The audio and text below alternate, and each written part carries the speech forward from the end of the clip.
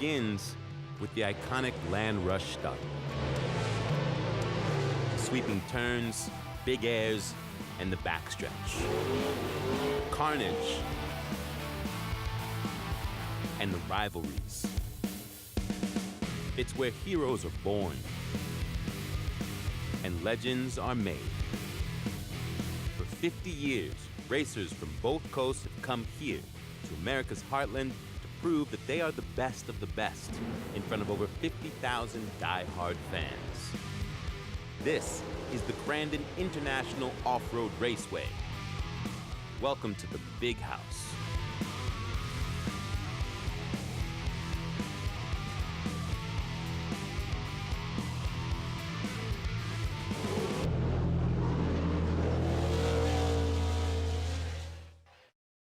Welcome to the Big House. It's Crandon, Wisconsin, and the 50th edition of the Off-Road World Championships. We are set for pro class racing here on an early Saturday evening. Jason Wygant joined by multi-time off-road champion, including the 2018 Baja 1000 champion Cameron Steele. We're ready for our Pro 2 racing.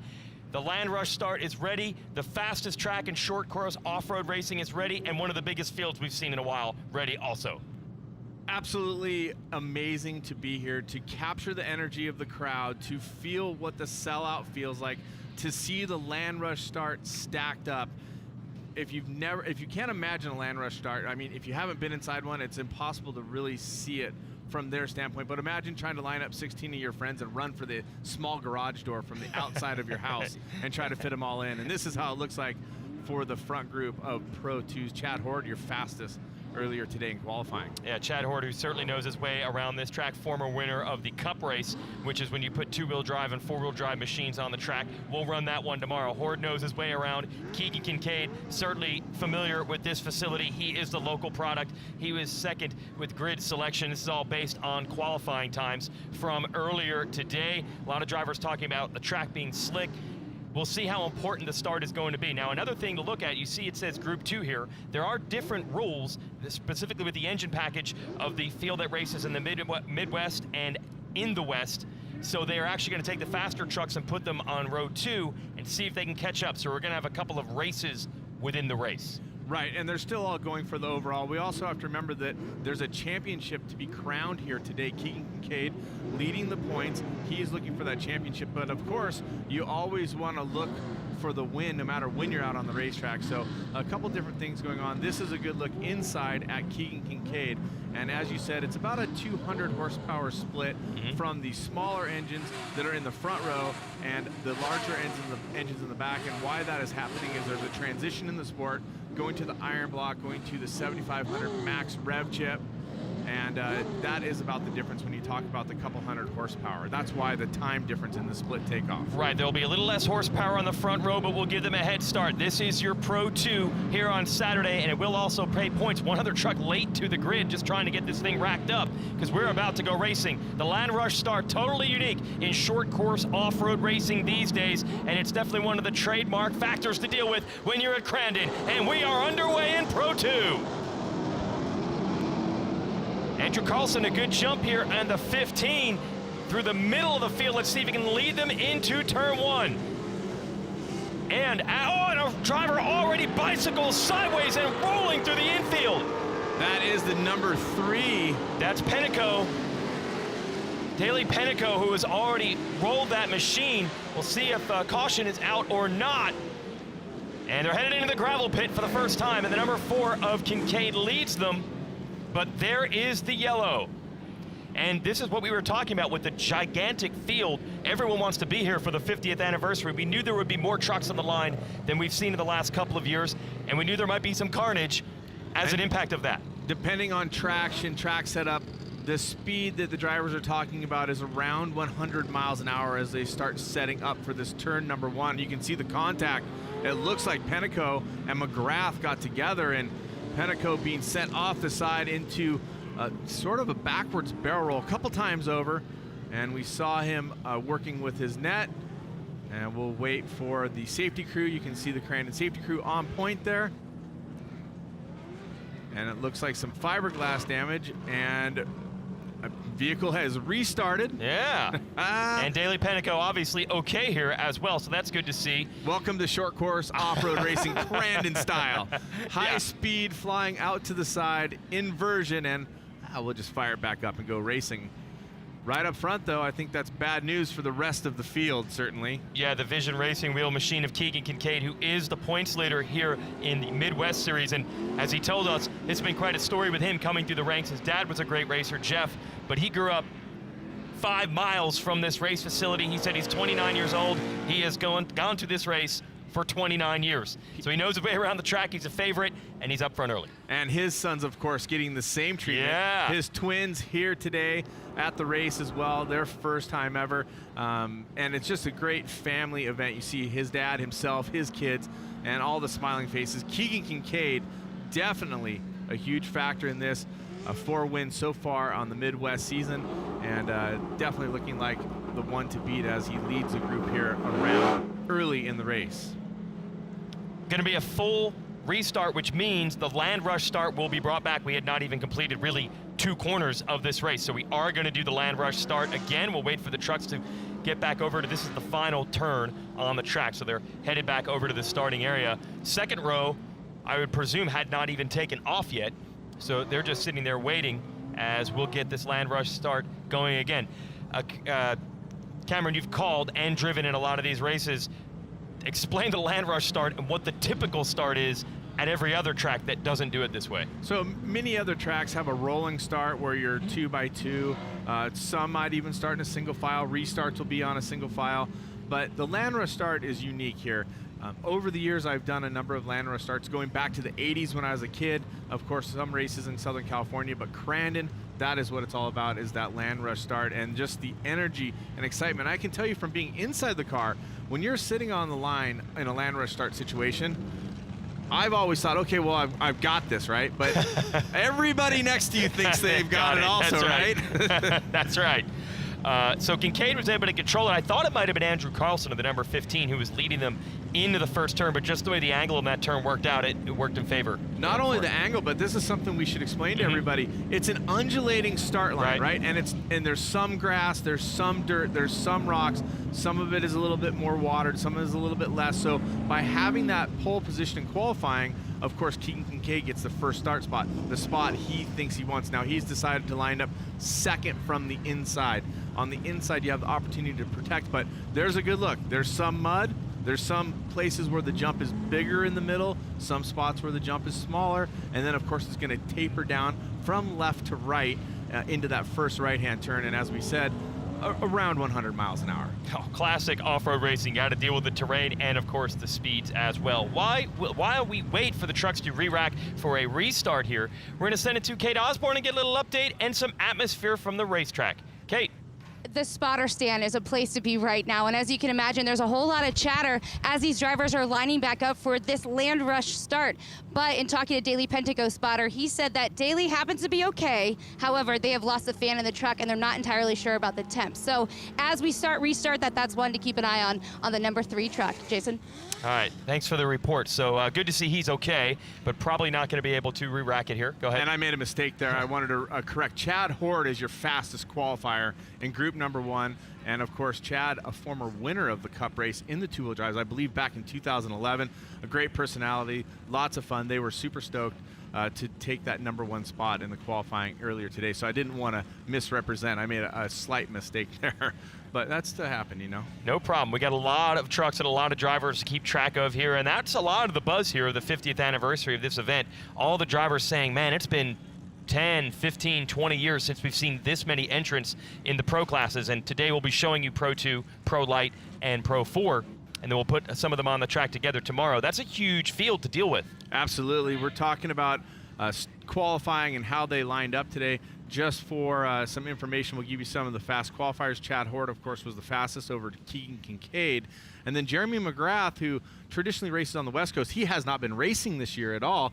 And he has converted his truck to the steel block, to the less horsepower. He was your third fastest. Then Kyle Kleinman, who's second in the points, racing Kincaid for that championship. And then the driver, unfortunately, that we saw crash and now that we've heard has a fan issue, was your fifth fastest with Daly Penteco.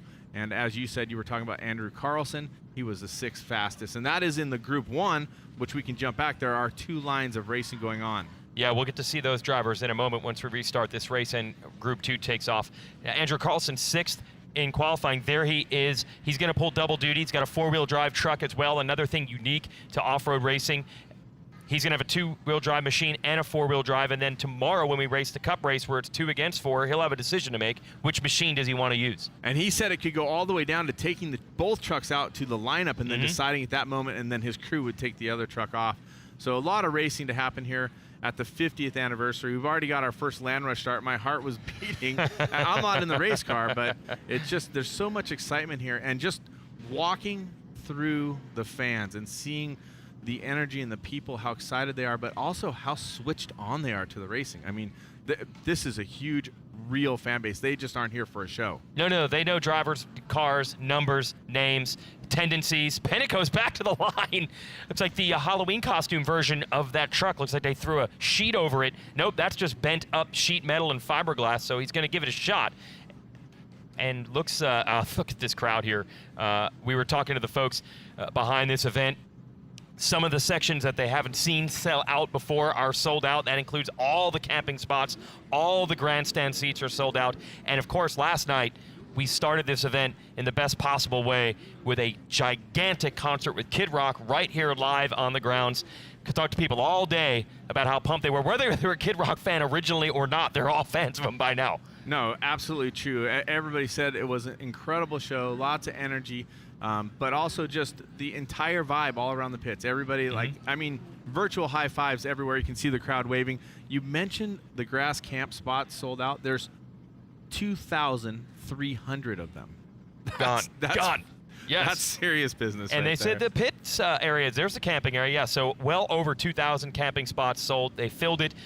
Pit areas sold out, couldn't even take on any additional people. And the grandstand's full. There's still grass area in front of those grandstands as well. So they're expecting north of 50 to 60 potential thousand people here throughout the weekend. Looks like we're about ready. Cowboy is down there. That's tradition at Crandon to let him run the starts and, of course, also the restarts. So we're going to get another Land Rush start in Pro 2. Every truck back on the line, even Penteco rolled it, is going to give it another shot.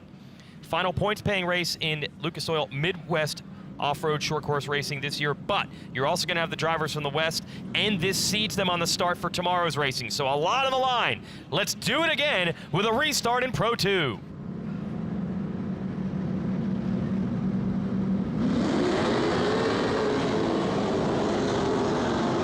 Looks at this 61, Trevor Cross, not able to get going there. Kincaid in the number 4 leads him in, but a little bit of contact from behind. The 4 of Kincaid will lead through turn 1. It looks like we're going to get through clean. But it looks like maybe a little tire rubbing smoke from damaged fiberglass on the back of Kincaid, as there's some contact there. Your second place driver, that is Corey Winter. And there is the second group, the West Coast Pro 2s. As you said, about 200 more horsepower. Is that tire rub, that smoke coming off, is that a more catastrophic problem, or is our leader okay? We're going to have to find out. The number 77 of Jarrett Brooks. Yeah, he's a point. Oh, getting spun is Brian Deegan out of row 2. I don't know how the 38 hung on to that, nearly got turned, and I believe able to hold on to the number 2 position. You got LeDuc, he's filling in for Bradley Morris in that orange truck in 3rd. So the second row is underway. Rob McCacker, the legend, and the number 21 coming through in 4th. They try to set up the staggered start to where the lap time differential could potentially leave that second group right here with the lead group by the time we get to the last lap. Winner is all over your leader, Kincaid. Well, now that and coming around back there, lots of contact. We'll see, they're all going to get it straight up. That's McGrath. And Horde in the number 9, and Penteco goes for another ride, so that's twice that his machine's been banged up. So Horde and McGrath get into it in the back, and we're back onto the Land Rush start straight for the first time. You mentioned, is it tire rub on the fender, or was it money smoke from the Kincaid, meaning an engine or something going away? But now that the fender is pulled away, I don't see the smoke, so hopefully it was just a fender rubbing situation. Corey Winter with the big charge the youngster giving charge on Kincaid. Andrew Carlson up into third, but already starting to pull away a bit. There you see the third place truck. We're into what they call the gravel pit. And the yellow is out.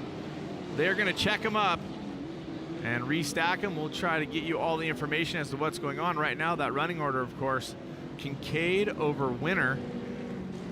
We did have that stack up in the back with Horde, McGrath, and Penico, but they did get going, so I'm not sure if that's the incident that brought out the yellow flags or not. Could have been something else. Remember, we do that second row battling, which would have been Brooks, Deegan, Leduc, and others.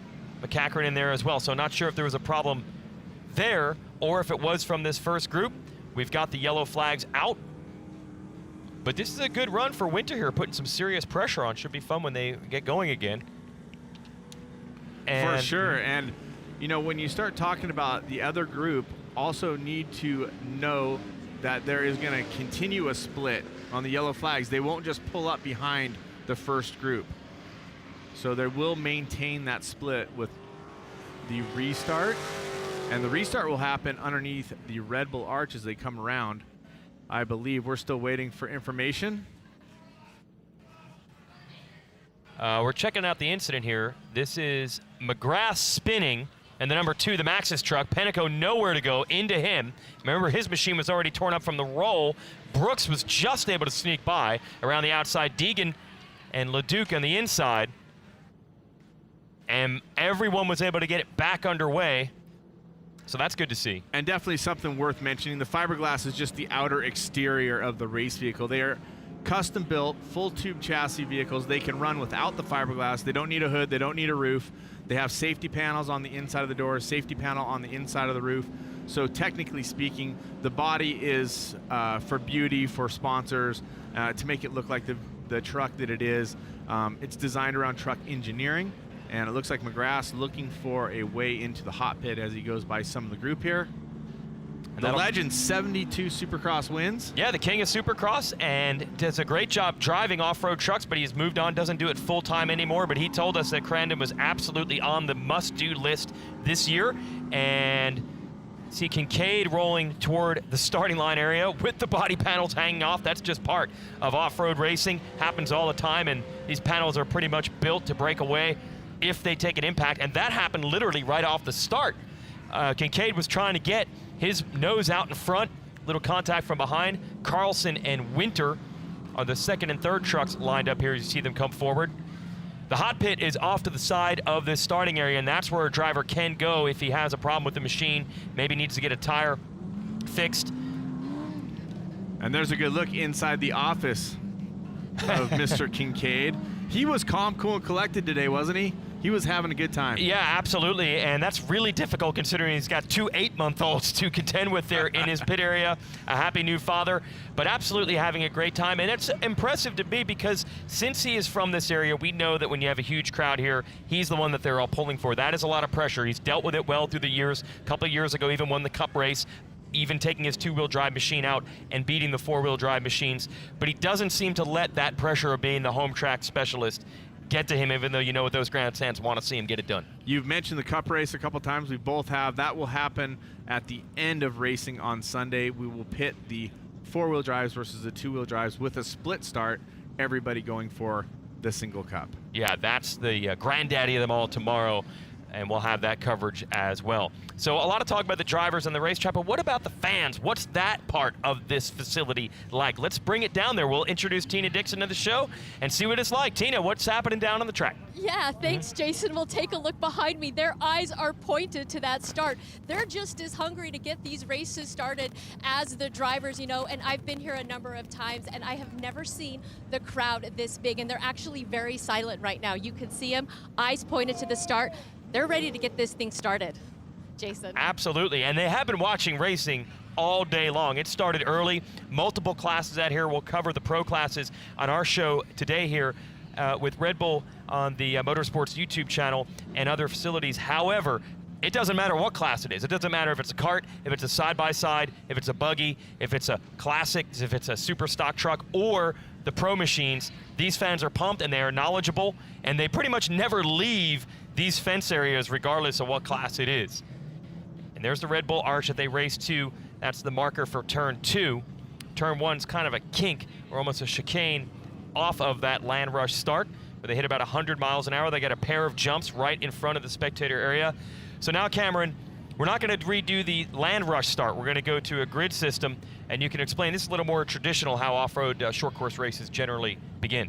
Correct. So this traditional system is side by side. They will be on a rolling start, and what they'll do is they'll come from that giant starting straight around turn 1 together in unison, staying in line. When they get to the Red Bull arch, that is where the green flag will fly. Now, the officials have said there's no stepping out and there's no passing before you get through the arch. So when the first trucks get there, they will get the green, but everybody else has to stay in line, at least in theory, until they get through the Red Bull arch. Well, so I'm going to ask, if you're the lead driver, for example, Keegan Kincaid in this situation, are there some tricks you can try to use to try to open that gap a little bit? There's always the tricks. Sure. I mean, you can come in a little slow and start to ramp up your speed, or you can actually check it up just a little bit, which starts an accordion checkup.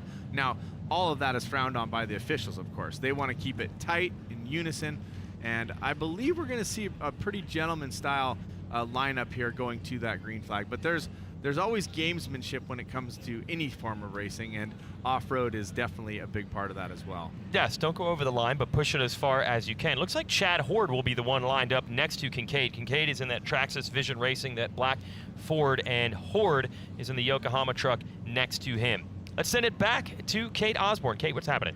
In talking with the spotters here, it's really interesting because I've been told the tension up here is incredible. But for Todd LeDuc, he says he does not like these restarts right now, and he said there's no damage, but he is one of the ones who was involved in that last incident, which is now causing this restart. In talking with Jared Brooks, there is no damage on his car, but he is kind of getting frustrated with how these slower cars are up front. We'll see how all this plays out here in just a bit. Jason? Thanks, Kate. Yeah, that's a real talking point. So that second group, Brooks was leading it. Todd LeDuc, by the way, hasn't raced here in many years. He's just a fill-in driver for Bradley Morris, not able to drive today. So, yeah, any of that carnage or just slower machines, they've got to manipulate their way through there and not lose ground to the leaders. Not only not lose ground, they need to get by quickly so they can get to the front and start to attack. I'm talking about the backpack with the more horsepower. It's really laid out so they would meet at the last lap. Right. But it takes a long time to get through drivers because no matter how wide the track is, which Crandon is known as a very wide track with lots of racing surface, there's always one best line around. And usually everybody is in that line. So a lot of times you have to wait for someone to make a mistake. You have to maybe make an aggressive under braking situation, try to pass or get around. And it's a tough place, not a very easy place to pass because there is such high speed. And these are two-wheel drive trucks, so it definitely changes the driving style. A lot of the drivers saying you really can't run the insides as well in a two-wheel drive machine as you can in a four. And if you're someone like Keegan Kincaid and some other people, you'll use the two-wheel drive. Some other drivers are going to drive both and try to figure out which works better on this racetrack. But the race line will change, all based on some parameters like that. We're getting ready for a restart, and so special to be here. I've been here a couple times now, but the 50th is obviously big. There was hope that it would maybe be bigger than ever. It seems like as the numbers start to roll in, you can just sense it from the atmosphere and the amount of people are here. It seems like it's living up to the hype. And it also means more drivers with more focus on trying to win here. This is always big, but this is maybe the biggest. There's definitely a focused intensity from the drivers. We ask them in the pits, is there more to it because of the 50th? Most all of them say, of course, and I think the ones that say, not really, they're telling a story. They're not really take the pressure off. They're trying to take the pressure off, trying to relieve that edge. But I'll tell you, when you walk through here, if you've never been to Crandon, like I have never been here before. I've been racing off-road cars for 35 years. I've been involved with a lot of different motorsports. Always wanted to be at Crandon, but being here and walking in, even though you know what to expect, the giant crowds, the big campgrounds, the massive pits, the giant race course, you come in and your eyes are so wide. I was like a kid in a candy store. Yeah. I couldn't believe it. And then when you start walking around and hanging out with the fans and talking to people, I've said energy a number of times. It's kind of cliche, but man, I tell you, it feels like you could high five everybody you walk by. Yeah, everybody's in a good mood, and hopefully you folks at home are as well. So give us the shout out at Red Bull Motorsports. Hook us up on there. Tell us what you think. Or hashtag Crandon Live and tag us on social media. Tell us what you think of the racing. We've seen a little bit so far. We've already got the trademark short course off-road racing carnage with a couple of stack-ups, a rollover right off the start. That's just par for the course in short course off-road racing, especially at a wide, fast racetrack like this with the land rush start. We do hear they're about to go green again. It is the local product from right here in Crandon, Keegan Kincaid, who will lead them to green. It almost looks like it's going to be a standing start with a green flag there. So, and now it is Horde, like I said, who's door-to-door with Kincaid.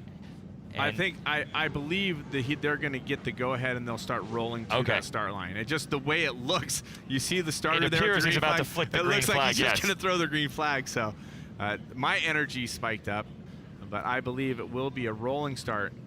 And looks like we're going to change potentially the order here. That is the 42 of Kyle Kleiman, who's been moved back. Kleiman, one of the front runners, he is second in points in the Midwest, or as a lot of people like to call it, the Eastern, because you have Midwest and then completely out west racing in California, Arizona, etc. So Kleiman moved to the back in that yellow machine, and here we go. It was a standing restart, and it is a good jump for Keegan Kincaid, and he's going to lead Chad Horde on in. And here comes the 15 of Andrew Carlson, now door-to-door with Chad Horde over the first jump. They collide in midair. Carlson on the inside. Let's see if he can control it to take second, and he does. He's in that position, and here comes the restart for the higher horsepower West Coast cars. Deegan trying to make a run. Deegan digging in, battling it out with Jarrett Brooks. And Brooks will control as we go into turn number 2, the number 77. Deegan right there in the 38, multi-time champion in the Lucas Oil Western Series. Definitely knows how to sling a two-wheel drive truck around. And Deegan and his daughter Haley, who will race a little bit later today in Pro Lite. Absolutely, this was on the list to come to Crandon. They don't race this for points. They race it because this is the Off-Road World Championship. They want to be here. LeDuc under some pressure, running Bradley Morrison's truck, the number 24. He's in third. And Brooks has been a shining star coming through the ranks as we switch gears here to the front pack. That, of course, is Kincaid and then Carlson. And Carlson, I love the move that he had there on that start. He leaned on Horde to take position. He gave a little lean there, and you can see Kincaid looking out the window as he's sliding the turn to see where his competition is. And Kincaid, with a nice gap developing, he's already clear about 12 trucks on Carlson, and we'll see if Carlson can make a run of it. Carlson grew up actually as a snowmobile racer. His parents own ERX Motorsports Park, which is one of the world premier destinations for racing snowcross. But of course, when the weather thaws, they allow off-road trucks there as well. So he's getting to see this sport from all sides, and certainly a great transition from snow machines over to trucks. Carlson is third in points in this Midwest Series, and he's trying to run down your leader, Kincaid. With the Vision Racing wheels, tracks his machine. Gonna click off another lap here. Coming around the right turn, this is where the checkered flag will be as you clear that right-hander, and you can see some chaos here. It looks like Horde. What is happening there with the left front of Horde? He's trying to hold down this spot, and finally it gives up the ghost. By the way it bounced, I'm gonna guess that maybe a shock or shock oil catching some heat there on the brakes. It could also be a brake line, but it definitely looked like the truck had an uncomfortable bounce there. Corey Winter here in that FabTech machine has moved back up to the number 2 spot. He was there. He's able to make some passes and get around. Penico, whose machine is pretty much body panel free at this point after a rollover and then a crash in this corner, is still right there in the mix. The number 3 is in third, ahead of Andrew Carlson, who's been pushed back to 4th. We'll wait to see. By the way, you'll have the Row 2 trucks with more horsepower starting to work their way through the rest of the field who started on Row 1. It's McGrath, I think, at the back of this group after he got spun. And this is what's so exciting when you get this type of pack and a big wide racetrack as we leap into turn number 2. A push there for the 97, pushing through the turn just a little bit. Of course, that's Cody Conrad. And then the number 2, there are 2 number 2s in this race. Of course, one representing the West Coast is Jeremy McGrath, and then Mark Peterson representing the Midwest, or as we've been saying, the East Coast. Look at this. 3 wide in the gravel pit. Kleiman's going to be the one to take advantage, gains a position there in that yellow truck, able to get by Body panels falling off of nearly everyone in this race. So Peterson now gets tagged by Kleiman in the number 2. Kleiman right there in the 42. McGrath trying to sneak up on this group as well. Now Kleinman in the yellow truck that you're seeing there, yellow and black, he has won 2 races on his series in the Midwest so far this year. Sitting second in points, he would love to get up and challenge with Kincaid. Oh, there's a 77 of Brooks. First West Coast truck with the big horsepower, already starting to make moves. He's got around that 42 of Kleiman, now going after McGrath, and now we'll get to see for the first time the differential in speed between the 2 different spec engines. Looked like he was going to drop to the inside and try to outbrake McGrath down the bottom, and he does, but 2 trucks spin in front of him. He's able to be clear. He's going to get a number of positions here, playing on that horsepower. 23 at John Schaefer spun, and that was good timing. Brooks was able to get around him and not get slowed up. Good presence of mind by the young driver. 22 years of age is Brooks, and that's one of the best characteristics of an off-road or short course racer or a supercross racer, is being able to know what's going on around you, being able to make those decisions. The cars start to spin out front, he's already opening it up wide, and look at this. He is making a challenge to the inside of Conrad now on the 90, in the 97. He is going to the bottom and will control, so he has moved up quite a way through the group. Well, that was the best case scenario for Brooks. That's 5 trucks he just cleared in about half a lap, and he did not get slowed up much. So the leader of the second row now is clear racetrack. Well, the other thing to mention, what he's really fortunate about is McGrath down the inside. Go ahead. All 5 of these trucks are blocking the other faster trucks behind. They're in between him. So right now he has a massive gap, and we'll see if he can race to the front. He still has Carlson, Winter, and Kincaid to try to get around if he wants to try to overall this Pro 2 race. 9-lap race, and yes, the goal is for the time differential for row 2 to essentially be made up by the last lap of this race, and then we can go door to door with the leader from row 1 and the leader from row 2. Brooks has done his job. He's gotten through the thick of it as these drivers continue to battle each other hard.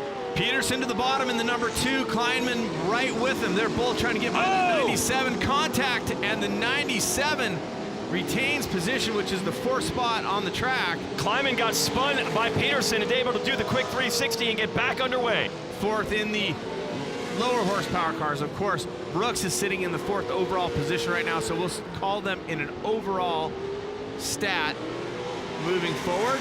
Yeah, the next goal for Brooks is to try to catch 3rd place Andrew Carlson. Now you see the general, 38, Brian Deegan, trying to make tracks here on the inside, make up some ground. And Deegan trying to get to the inside of the 23 now. That's John Schaefer. Deegan is there. Let's see if the low line's going to pay off. Slide job fills the line. I think he's going to make that work. And the next driver, Deegan, will try to go after is the 97 of Conrad and the number 2 of Peterson, as we are now halfway through this one. 9-lap Pro 2 race here on Saturday. Back tier leader Keegan Kincaid. All he can do is try to make that lead as big as possible and hope it holds up, because you know Jarrett Brooks with the extra horsepower is going to start bearing down on him eventually. Nothing Kincaid can do about that.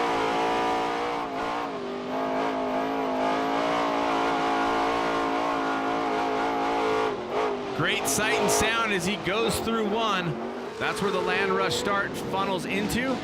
And a good look. Now, you talk about the lower horsepower. I will say, though, sometimes a little less horsepower is a little easier to track. The big horsepower, you get into the throttle, you'll break traction, you'll spin. The lower horsepower sometimes really hooks up and is a more drivable vehicle. So, yes, more horsepower is something you want, but you also got to be able to have the drivability. Now a little bit of lap traffic for our leader, Kincaid, to deal with. Let's see if that slows him up, and I think it does just a bit. And the red comes out. I believe we're going to have the competition caution here, which is a staple of the racing today, the competition caution to tighten up the field.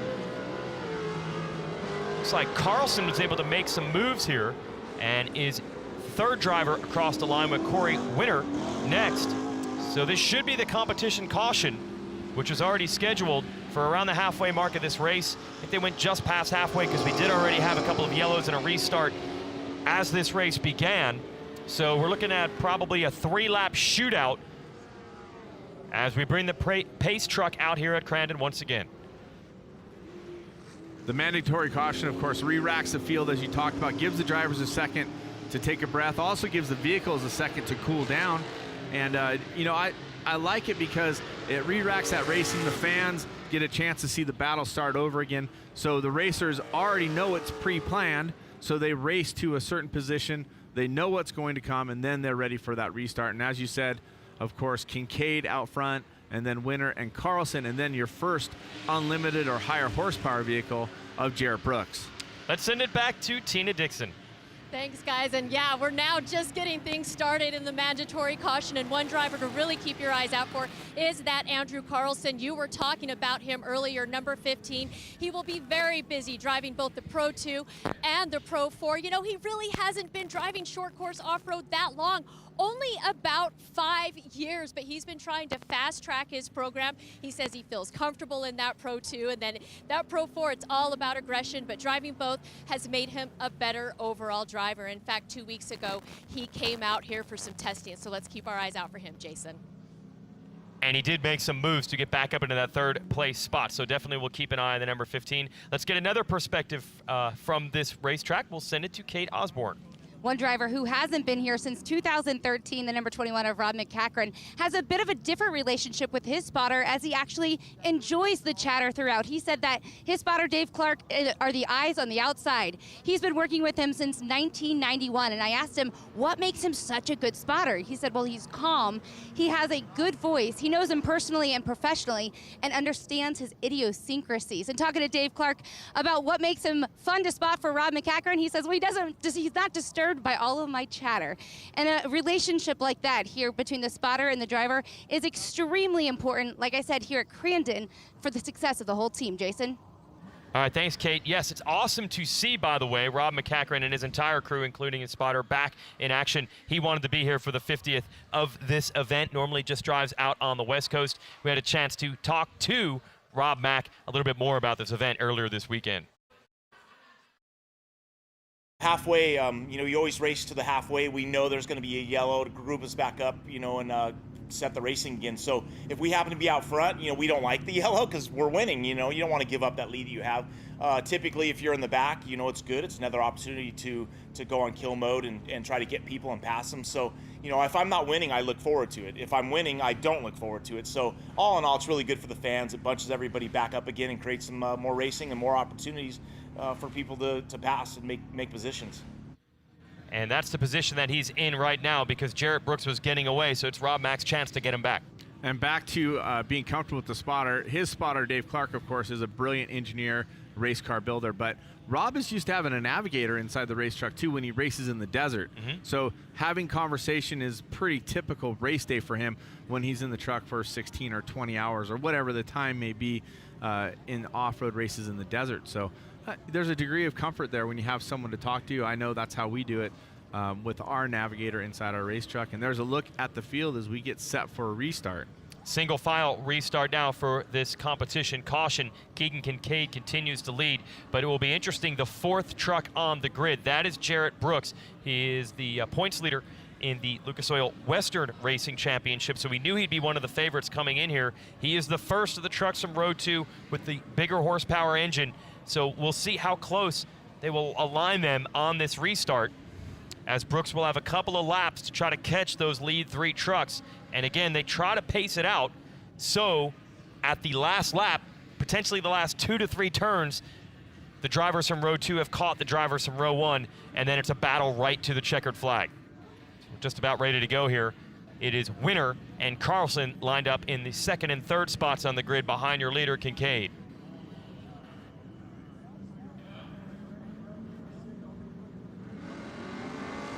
So the top three take off. They're going to leave Brooks to build in the gap again. This would be Winner's chance. He's taking a couple of shots at Kincaid. Each time Kincaid's been able to pull away. Row 2 now underway. Now the rules are, even if you start in Row 1, if you have been caught by one of the trucks from Row 2, you have to wait as well. So Brooks has clear racetrack, but a lot of ground to make up. Deegan and McCachran trying to battle forward past McGrath. Looks like they're going to make that happen as we jump to the forward three trucks. As we said, the rev chip is set at about 7,500. The unlimited trucks could go to 2,000. Couple hundred horsepower difference. Of course, the trucks here with the smaller horsepower have an iron block, a little bit heavier. And big push to the outside for Kincaid. The fast time fast way around the corner a lot of times is to get up against that cushion or where the roost is sitting, where that edge of the track is. And Kincaid, a pro, he knows exactly how to do it. As you said, he's been here on this earth for 29 years, and he hasn't missed a Crandon since he was born. Absolutely. His dad, Jeff, one of the best to ever sling it around here as an off-road short course driver as well. So Keegan has learned the lessons, and he's starting to pull away just a bit from Corey Winter and Andrew Carlson, who are second and third. And we will keep the radar out, by the way, for that black truck coming through, we presume, fourth on the racetrack. Jarrett Brooks down past the land rush start straight we go. There is Brooks. It's like Deegan, I believe, trying to stay with him, keeping him honest. So those are the two West Coast trucks with the big horsepower. Can they close the gap? And those three trucks there in the front have all won on the West Coast this year. Brooks, of course, has won 3 times, and both Deegan and McCackern have won 1 time each, respectively. Brooks has definitely been the hot shoe on the West Coast lately, and really switched on. I mean, as you can see, came through the ranks as a youngster, through this kart classes, of course, pro lights, and it's really incredible to watch his driving in the Pro 2. I was here a couple of years ago. He was racing SST, a support class here, and he wasn't even old enough to have a driver's license, but he still was able to win the race and battle for championships in that division. He has come a long way in a short time, but he did not race this race last year because this truck, they were trying to figure out the setup on it to work on this course. They finally feel like they had it nailed this year, and they said, load it up and let's head to Crandon. That's Jarrett Brooks. Back to our physical leader on the racetrack, and right now the overall leader, Kincaid. Winner just able to keep him in sight. Tightest turn on the track right here, and it hooks him back on to the land rush start straight. And Carlson here in the 15 has dropped back just a little bit. You can see Brooks coming not far back there. The last gap that we had was about 6 seconds from your leader back to Jarrett Brooks. We'll see if he can overcome that in just a couple laps of racing here. Rob McCackern has caught Deegan. These are the 2 trucks you're watching right now, Deegan and McCackern. These 2 definitely know their way around. Of course, McCackern, one of the all-time legends of off-road racing. Deegan has been there, done it in all forms of racing, be it supercross, freestyle motocross. Heck, a couple times in X Games, he jumped in a rally car and was competitive there. But in a 2-wheel drive short course off-road truck, he's won multiple championships out west. And he is determined to try to keep Brooks honest and keep Rob Mack behind him. And you can see there are some holes developing from the truck side loading, pulling dirt out, and so that could develop different lines. But with 1 lap of racing as they come through here, I believe watching Deegan and McCackern both using that line right up against the cushion. Still no white flag out. What's cool today, too, is the determination of these 3 drivers who are not racing for points today. The drivers from row 1, this is a points-paying event for them, so we're wondering what would the motivation to run hard be for this group? Well, there's no question about it. They're pushing hard. Brooks, Deegan, and McCackern giving it everything they have. Will there be enough time for Brooks here in that Rigid Industries machine to catch the top 3 trucks physically on the track? This truck's faster, he has more power, but does he have enough time? Back to Kincaid, smooth out front.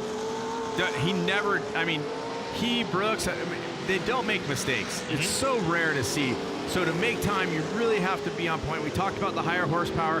The changing track is what could become a factor if you start to get the undulations, the ruts, get some of those divots. Some people call them bomb holes, where the hole just develops out of nowhere, so to speak. And just poetry in motion. A great look at the crowd in the background, and something a driver loves to see, that white flag. But the one thing that's more important than the white flag, the checkered flag. One lap to go. Looking good for Keegan Kincaid, who has withstood the pressure of a couple of restarts in this one. Winter and Carlson were leaning on him for a while. Chad Horde was quick in qualifying, but Kincaid was able to rally when it mattered most here in our Pro 2 event on Saturday. And there is certainly not enough time for Brooks to catch him. It's going to take a big mistake to upset our leader right now. Great job by Winter, who has run second for the majority of this race. Even when he got shuffled back, he was able to retake the spot. Now Carlson has been caught by Brooks. So Brooks looking for 3rd overall in this race. Carlson steps out, breaks traction, And I think Brooks has a really solid run, or it looks like a really solid run down the bottom, and I think he's going to get him with the horsepower and, of course, the solid line coming out of that final turn. Over the rise here and into the gravel pit goes Keegan Kincaid, the native son of Crandon, Wisconsin. Certainly a crowd favorite out here, but he never lets that kind of pressure get to him. You wouldn't even know that this guy was driving today. When we talked to him this afternoon, he was as happy and as relaxed as anyone could be. But why not? It's the 50th anniversary of racing in his hometown of Crandon, Wisconsin. And what a better pick to win our first race here on our show. Pro 2 on a Saturday goes to Keegan Kincaid. And you hear the fans loving it. There is Brooks, who was able to execute that pass on Carlson. I believe Winner will come across in second. Yes, he already has. So Brooks from row 2 is able to make it up to third. And Deegan, I believe, is going to come across in fifth behind Carlson. And that is the first of 3 Pro 2 races, or times the Pro 2s will race here on this weekend. Of course, we will have the World Championship round on Sunday morning, and then beyond that, Sunday afternoon, the Cup race, where we'll pit the 2s and 4s against each other. Not only bragging rights here, but a championship for Keegan Kincaid, and also first pick on the line tomorrow as well for the World Championship round, if I'm not mistaken. Yeah, and we're wondering with the Land Rush start, it's not that if you have a bad position, you're going to end up several rows back, but we were able to check out the start. We've talked to some drivers. The Kincaid group certainly happy. That's Jeff Kincaid, who is one of the legends also of off-road racing. Clearly, he taught his son well.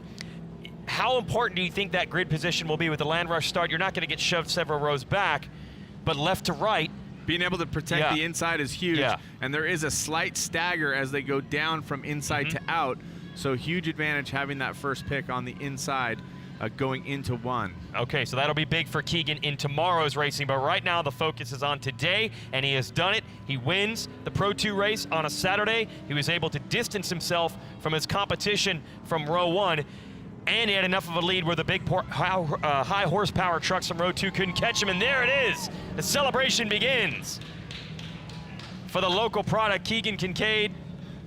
And now the crew are able to work their way down to the racetrack. And we'll let him soak it in a bit, take his helmet off. And the very friendly 29-year-old from right here in Crandon, Wisconsin is your winner. We'll send it down to Tina Dixon to get a word with him.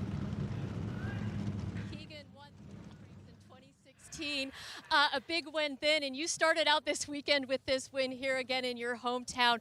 How important was it for you to win this one?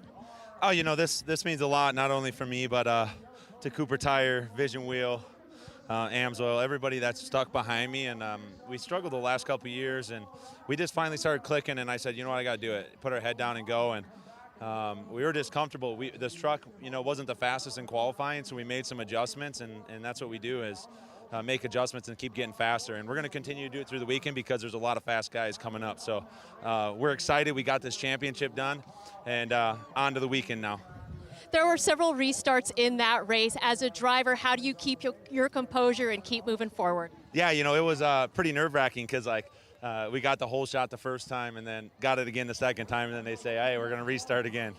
So it is what it is. It's racing. It's part of it. So we learn to adjust, and everybody's got to do it. So I can't thank Cooper Tire, AMSOIL, Vision Wheel, Traxxas, Discount Tire, Teddy G Auto Body, all these guys that have been behind me. It's just been amazing, and we finally did it. Congratulations on winning the Pro 2 out here, Jason. Thank you, Tina. And he gets to celebrate there right in front of the packed grandstands, and you know they're happy to see the local favorite take the win. We'll show you the results here on screen. Winner ends up in second. Brooks from row 2 up to third ahead of Carlson. Deegan would be the second truck from row 2, fifth overall ahead of McCachran. The 24, I believe, is actually LeDuc. McGrath, despite some carnage, hangs on for eighth. Kleiman, who got spun, he got rammed, he got hit. He did some of the, he received some of it, he dished some of it out. He ends up ninth. And Peterson, who was involved in some of that fracas as well, 10th. So where it was a smooth race for Kincaid, Cameron Steele, these other drivers, man, they were really banging into each other and going for it. There was a lot of work going on back there, and to try to keep it clean is definitely the goal, but there's a lot of hard racing, leaning on each other, And when you look at the field, I mean, I think there was a little bit of unnecessary contact back there. Of course, when you're racing, you're inside the car. You can't really tell exactly how it should have gone. I love to see a clean, hard race. I love to see a little leaning, a little rubbing, a little bumping. But I'd prefer not to see them spinning each other around just because I would love to see those drivers in the mix moving forward all the time. We'll show you some highlights of this race, and it certainly was not short of that, especially with that land rush start and some action as soon as this race began, and then they continued to pour it on throughout. So we'll show you some highlights of this Pro 2 race. Started with the land rush start and a wild ride for the number 3 of Penico. Certainly, and just the speed that they carry, you can see Penico had a line he wanted, made contact. McGrath came together and just unfortunately throws Penico for a roll. The good news is he was able to rejoin the fray and be involved, and there it is, Penico again. I think that was Kleiman that he came right, into. Yeah, got together. McGrath spinning on his own, going wide, and then that collects Penico. Man, that was a lot of action for one truck. And the number 3, we eventually restarted the race. Had Horde lined up next to Kincaid, who was able to get away. There's a little lean in there for sure. We talked about it. As they came around, this was the problem for Horde. We'll have to try to find out what's going on. And either brake or shock fluid, some kind of fluid there on the front. But unfortunately, Horde went out, your fast qualifier, looking good here, and looking forward to seeing him race tomorrow. Now this stack up, watch that 77 truck. That's the first from row 2. Passed about 5 trucks in 3 corners, and he had to. Now watch Peterson in the 2 and Kleiman in the yellow. Just pushed him right out of the way as they made contact. Kleiman was able to spin it and get back on track and finish up in 9th. But none of those incidents involved that number 4. He was so smooth. We had the competition caution winner, and Carlson tried to keep the number 4 honest, but he pulled away again. Shout out to Corey Winter, holding it right there for the 2nd place. But it was all Keegan Kincaid the entire time. And Keegan, there's some excitement down at the finish line. But Kincaid definitely showing that he was the man to reckon with today. Looks like the 2nd place machine of Corey Winter has checked in. So once again, we will send it down to Tina. Yeah, thanks, Jason. And this is Corey's 4th year here, but before it's been in a Pro Lite. He came out here in the spring in a Pro 2 and took 3rd. You've now taken 2nd in the Pro 2 at what is the beginning of a very big and important weekend. Take us through that race for you. Yeah, I hope so. It's off to a great start. Start was crazy. Almost pulled a whole shot. Keegan got right in front of me, and then we had those multiple restarts to worry about and got shuffled back and just worked my way back up front. Tried running clean laps. I was getting told I was clear behind me and just focus on Keegan. He ran a great race, and I don't think I had anything for him that 2nd half, but I was sticking with him the best I could. And yeah, I just hope the rest of the weekend is going to go as good as this. And we know you got to go hop in that Pro Lite, so best of luck with that, and congrats on the 2nd place finish here. Thank you, guys. All right, we're going to take a walk over to Brooks, who took 3rd, made his way up.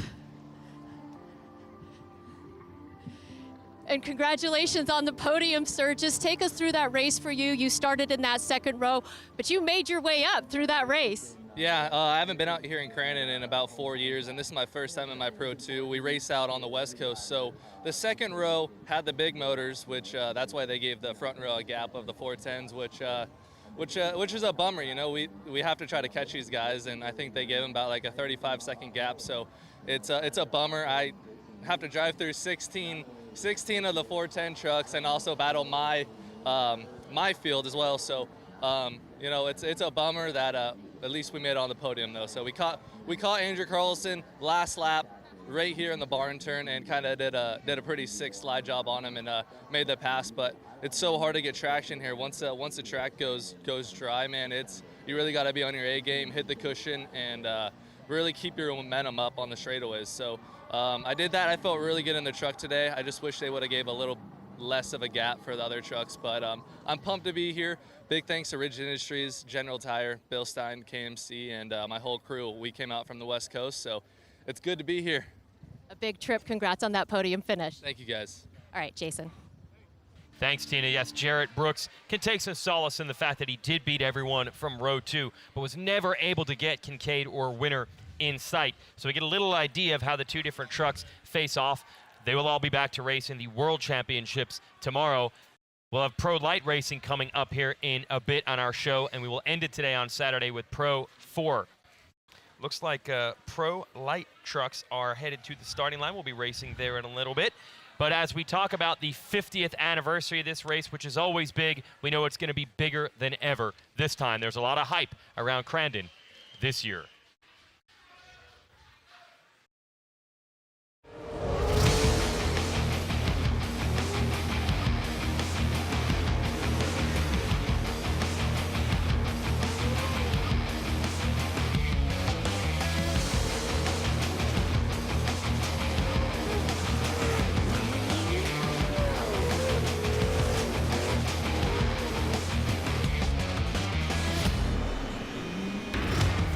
Racing here at Crandon.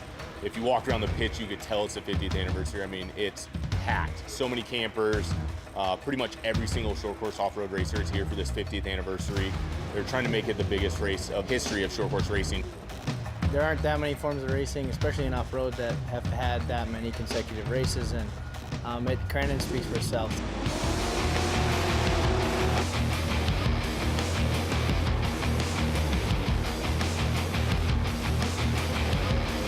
And you look beside you and you got 10 guys on both sides of you, and they're all willing to take the same risk as you are. I think it's going to be interesting. I think it's going to be some great racing and a chance for them and a chance for us to see where we sit against each other, and just to show each other what we really got, and all out gloves off. All these people don't even care what happens to the rest of the track. They literally just crowd the fence and just wait for 20,000 horsepower to come by them all at once. There's 3 races here this weekend, but we're all just here for that cup, that big $50,000 payout, and to put your name on winning the 50th anniversary of Crandon is going to be winning the biggest short course race ever. Hands down, no doubt about it. Maybe no place like this where you can see if you got the guts or not. I can't imagine the show we're about to put on. I'm excited, and the truck count is awesome, and I think we're going to put on the best race that short course fans have ever seen.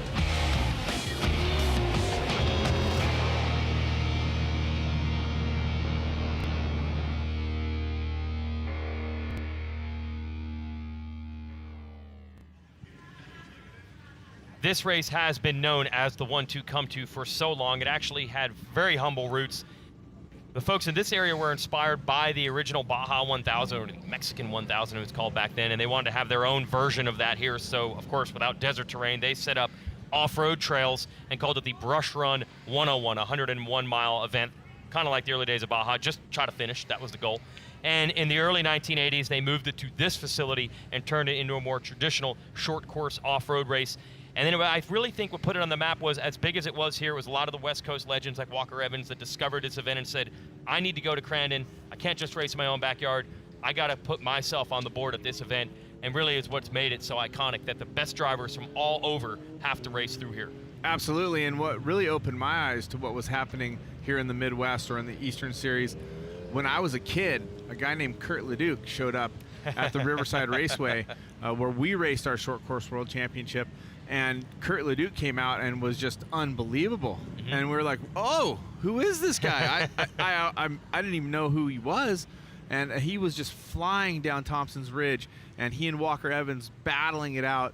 And that really enlightened me to what was happening back here. And the beginnings of the 101, the brush run, such cool footage when you look back at it and see how tough the terrain was, the mud, the rocks, everything they went through to create that race. And I'll tell you what, some of those historic vehicles we got to see down at the parade, and that was quite a spectacle. Also really cool as we get ready for our Pro Lite racing, Haley Deegan on the line, and her dad, who just finished his race, is up in the spotter stand. Let's send it to Kate. A finish in 5th. He hasn't raced here. Brian Deegan hasn't raced here in a year. And you came up here and said your truck was destroyed. Walk us through what happened out there. Yeah, basically we're out from the West, and the Midwest guys get to start first, and we get to go when they let us go. And so it's fine. You know, we got a race, had to come through the slower guys, which is always hard because they're kind of zigzagging everywhere. And a lot of carnage. They can't, like, I don't know, 3 or 4 or 5 restarts until they finally got it going. I didn't even know if we'd have enough gas, honestly, to finish the race.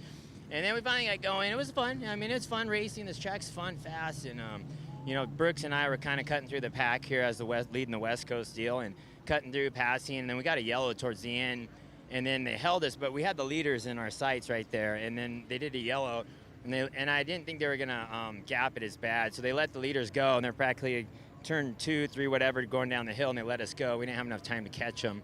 So at the end of the day, we could barely catch to the podium, which was third. So I don't know. It's in their hands, so whatever, it is what it is. I get it. The local boys need to win. So I know, I get it. I'm from California. I like to win at home too. So it's the way it goes. I was like, let's take it to the track here. Of course, you're now from the track up here in the spotter stand. You're spotting for your daughter, Haley. You and I were talking earlier today about how this off-road style really fits her driving style. Why is that? I think she grew up in dirt, so she's always been aggressive. Like coming through the kart series, the Lucas series, the mod karts is all about really a lot of sliding, a lot of traction control, and so she's been good at that. And then she had to go to pavement for NASCAR racing and adapt to slow in, fast out, which is totally different than off-road. Off-road is how fast can you send it into a turn, which that's one of her best traits. She's not scared. Like she'll just send it, back it in, and pass the guys, on the inside. And then you can't really use that in pavement racing. But now she can use it here today in off-road. So I just got to keep her clean. The roost is really bad. And like as a dad, I'm always worried, right? It's my daughter, so I definitely don't want nothing bad to happen to her. So that's always, as a parent, think about that. So I'm gonna keep her safe and let her have a good race and really gain more skill, because the long road is NASCAR. To get to a Cup Series one day is the ultimate goal. So we'll just keep chipping away at that, but today should be fun.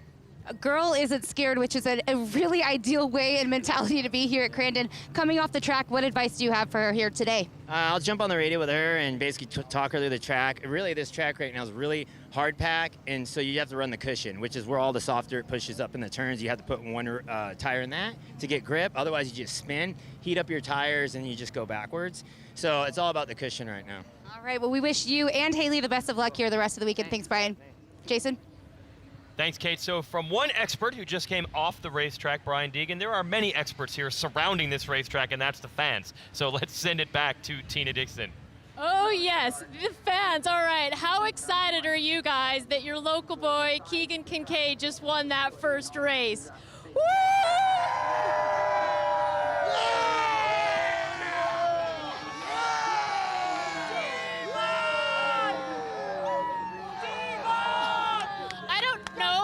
Chime in. The fans here, this is some of the biggest crowd I've ever seen here at Crandon. I've been here a number of times, and I'll tell you what, for the 50th anniversary, Jason, you were talking about it, there are a lot of people here. If you didn't get your real estate a couple days ago, it's standing room only for you, but again, we're just getting started. The fans are still coming in and excited to watch the races, Jason. Absolutely, and they already got what they wanted with the local boy winning, and you can see how excited they were about that. Now these fans are going to get to watch the Pro Lite class, which will be our next one starting on our show. So Cameron Steele, the atmosphere is great.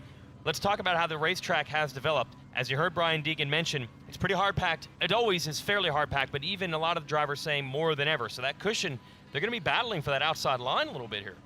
They definitely are trying to get to that cushion. And as we said, with the two-wheel drives, both the Pro 2 and the Pro Lite, there's one fast way around for the most part. You want to be near that cushion. It's kind of like a poetic racing style where you start to back it in, you lean into the cushion, you try to carry as much momentum as you can. A little bit later on when we see the Pro 4s, they can rotate, they can come in backwards of the corner. And so you'll see a little bit more aggressive ability to pass down on the inside or use different lines, whereas the Pro Lites and the Pro 2s are going to need to use a more consistent line. As we take a look at our lineup, of course, Cole Mamer, our fastest qualifier. 23 trucks in total here, so this is a massive field. Ryan Beat, who is your points leader in the Pro Lite class out west, is second going to the grid in the number 51. Brock Hager, who's been very fast at this event in the past, he's in the number 12. Mickey Thomas, second in points out west, he's in the 44. And Christopher Pavardi, who has not just had a great season, but a perfect season so far in the Midwest portion of short course off-road racing. 6 starts, 6 wins, trying to lock down the championship today. So watch out for Pavardi in that number 94. He is undefeated on tracks like this year. Haley Deegan, awesome to have her racing with us. As Dad mentioned, she's a little busy, doesn't get to do off-road racing full-time any longer, but awesome that the Deegans made sure to ink this one in on the calendar and say, yeah, we got to race Crandon, this is big. For sure, and Haley qualified in that 6th position. So definitely looking comfortable. Ronnie Anderson in the 7th position. Then Corey Winter was your 8th qualifier. Of course, we just saw him finish 2nd in the Pro 2. And it's a stacked field of drivers. Shout out to Sean Morris there, the number 27. This will be his retirement weekend, so to speak, is what he was telling us. Yeah, Leprechaun is in this field, and he hasn't done much racing this year, but he, of course, wanted to make sure he made it to the 50th Crandon. So we bid him adieu as a racer. Been at this for a long, long time. Looks like they're getting it set for our Pro Lite class. Just give me a quick breakdown of the difference in these trucks and what we have. Actually, first thing we're going to do as we analyze this Land Rush start is talk to the driver, the number 51, Ryan Beat, about this start. So the unique part about Crandon, obviously, is the Land Rush start. We don't see it anywhere else with any of our racing. So, you know, being a Land Rush start with trucks going into turn 1 with 28 trucks wide at close to 100 miles an hour is pretty hairy, you know.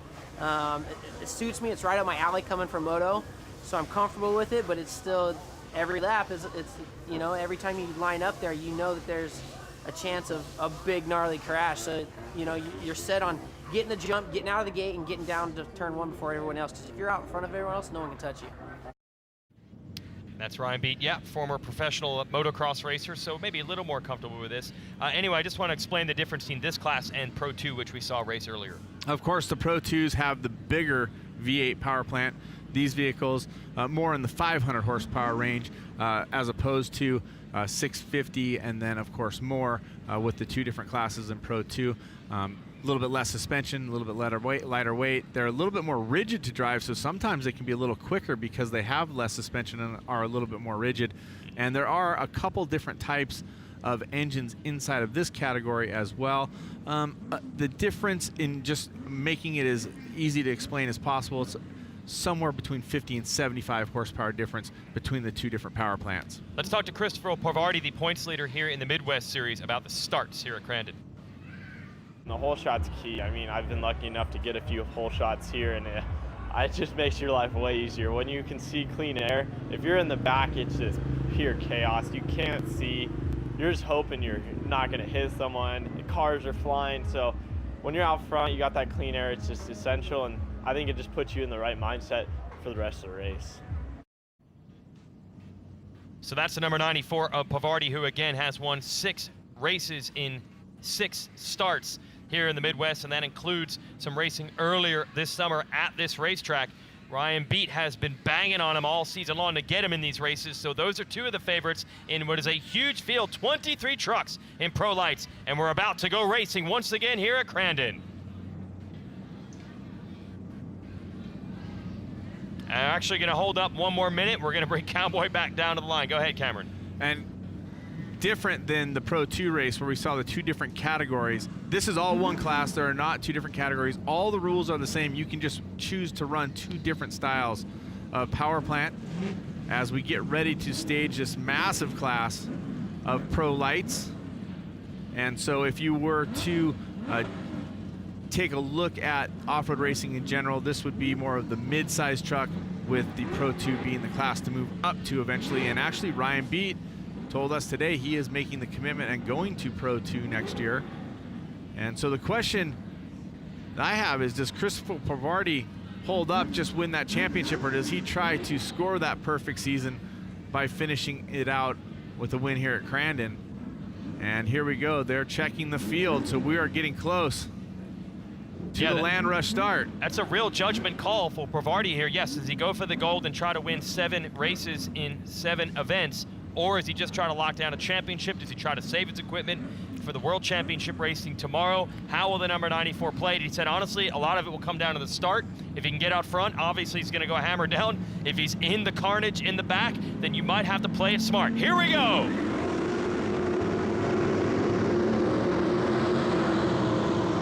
Parvardi does look to have a good start. Namer as well had that best grid position from qualifying. Mamer going to control on the bottom in 1. That's the number 35, the teal color, but it's Parvardi from the outside. The number 94 with the perfect season going so far, leading the points here in the Midwest. Ryan Beat up 2/3 of the number 51, that white Bilstein machine. So as they're headed into the gravel pit, Mamer looking to get a line here on the outside. Let's see if he can make the move. And something of note, they don't get a siding lap, so when the track is manicured a little bit, some water put down, they have to count on their spotter to give them the information on how the track looks for braking points and setup. Look at Mamer going to the outside. He's going to try to go outside and then cross to the inside. Whoa! Makes no contact there. It looked like there was going to be a little touch, but it's Polvardi, Mamer, and Beat. And we're 1 lap complete and just barely 1 lap clean. Couple of opportunities for these drivers to come together. They were able to stay out of it. Look at the 51 of Beat. Whoa, nice move. And as I said, they're a little more rigid, and you'll see them get up on the bike easier. And with so many trucks, we should see the track deteriorate a little bit, especially in the primary line. So watch for them to be looking to go around the holes versus going in. In this section right here, it was a tough decision by all drivers because they can't see it, how to set up a braking, and you can see braking traction as Ryan Beat, number of cars having issues there. Polvardi and Mamer, your top 2. Mamer loving to back that thing in deep in the corners, at least showing the door to your leader, Polvardi shrugging off that pressure. Beat now under pressure from Thomas, who is in the number 4 spot. And then it's Brock Hager coming around in 5th. All 5 of these trucks are still fairly close, all in contention. Polvardi, 19 years of age, going to college in San Diego. He gets to start school next week, so finishing up the year with a perfect season, a championship, and then a shot at the World Championship would definitely be something I'm sure he's excited about as we take a look at Mamer in the number 35. Let's see if Mamer tries going outside to in this time around. A little bit shading toward the inside. Look at the ruts that are developing already. You can see, of course, the Pro 2s were out. Oh, it looks like a bit of weird articulation on the front steering angle, but everything looks okay. Oh, Mamer almost rides the bicycle. That's what we're talking about. The ruts are going to develop. These trucks a little more rigid. They're quicker to come up on the bike, or 2 wheels, as we like to say. And Mamer, aggressive and smooth all at the same time, driving through, coming up on the bike just slightly already. And as I said, this track is going to develop. And good look now at Brock Hager in that 5th position in the red and white truck. He's trying to make the move on Thomas. No, Thomas able to squeeze him off as we head back onto the start stretch. But that white and red number 12 is all over Mickey Thomas right now, trying to make the move. There's Ryan Beat in 3rd in the 51, trying to stay away from that battle. You can see Hager wants to make the pass. He straightened out earlier, coming out of 1, trying to get the advantage on running that speed down into 2. Got to the inside of the jump a little bit, isn't able to make it work, but he is looking for lines around Thomas, as he would love to race forward and get in a battle with Polvardi. Hager's still relatively new to this, but he's already had some successes, won here before, and he's trying to make the move. Love the livery on that, the Method race wheels. Little symbolic of the old F1 cars with a different sponsor, but the same livery. There it is down to the inside. Still can't make the move on Thomas. Mickey Thomas has been so tough over the last couple years. He came up into the Pro Lite class, and really, we weren't totally familiar with what to expect from him. But then he just got so good, so strong, started winning races, starting having so much confidence. And Mickey Thomas is a big player inside this category. Maynard not letting our leader go, staying right there, and so is Ryan Beat in 3rd. And then you see Thomas and Hager continue to battle for 4th and 5th. Behind them, you have Ronnie Anderson, Haley Deegan, Sean Morris, Cody Kleiman, and Jimmy Weitzel. That rounds out the top 10. About to complete 3 laps of 9 here in Pro Lite. The 35 of Mamer has tightened it up a little bit to Polvardi. And we'll see if he can make a run there, but Polvardi getting out in front on his own. Of course, undefeated season, having won here earlier in the year. It would be hard to say Polvardi doesn't know exactly what to do, and he might make a mistake. Those are 2 things you need to have happen if you want to run up on a guy. But someone like Polvardi, who has been so spot on and on point, it's really rare to see any kind of mistake. Where the mistakes can come is where the ruts or the holes develop in the preferred line if the driver doesn't happen to see that developing.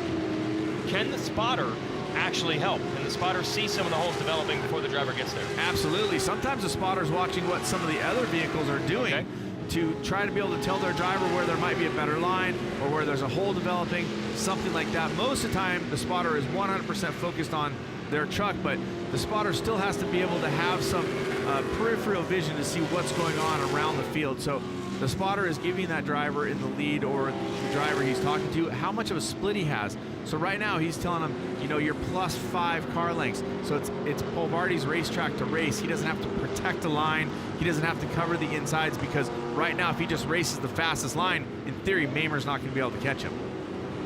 Mamer's still running the low lines where he can, trying to keep our leader honest. They pulled away just a bit from Ryan Beat. Mickey Thomas still holding off the 12 of Hager, and then it would be Ronnie Anderson, Haley Deegan, and Leprechaun, Sean Morris coming through next, Kleiman and Weitzel rounding out the top 10. And it's really interesting because Pavardi and Beat both race both series. They race against each other pretty much every weekend, be it in the Midwest or out west.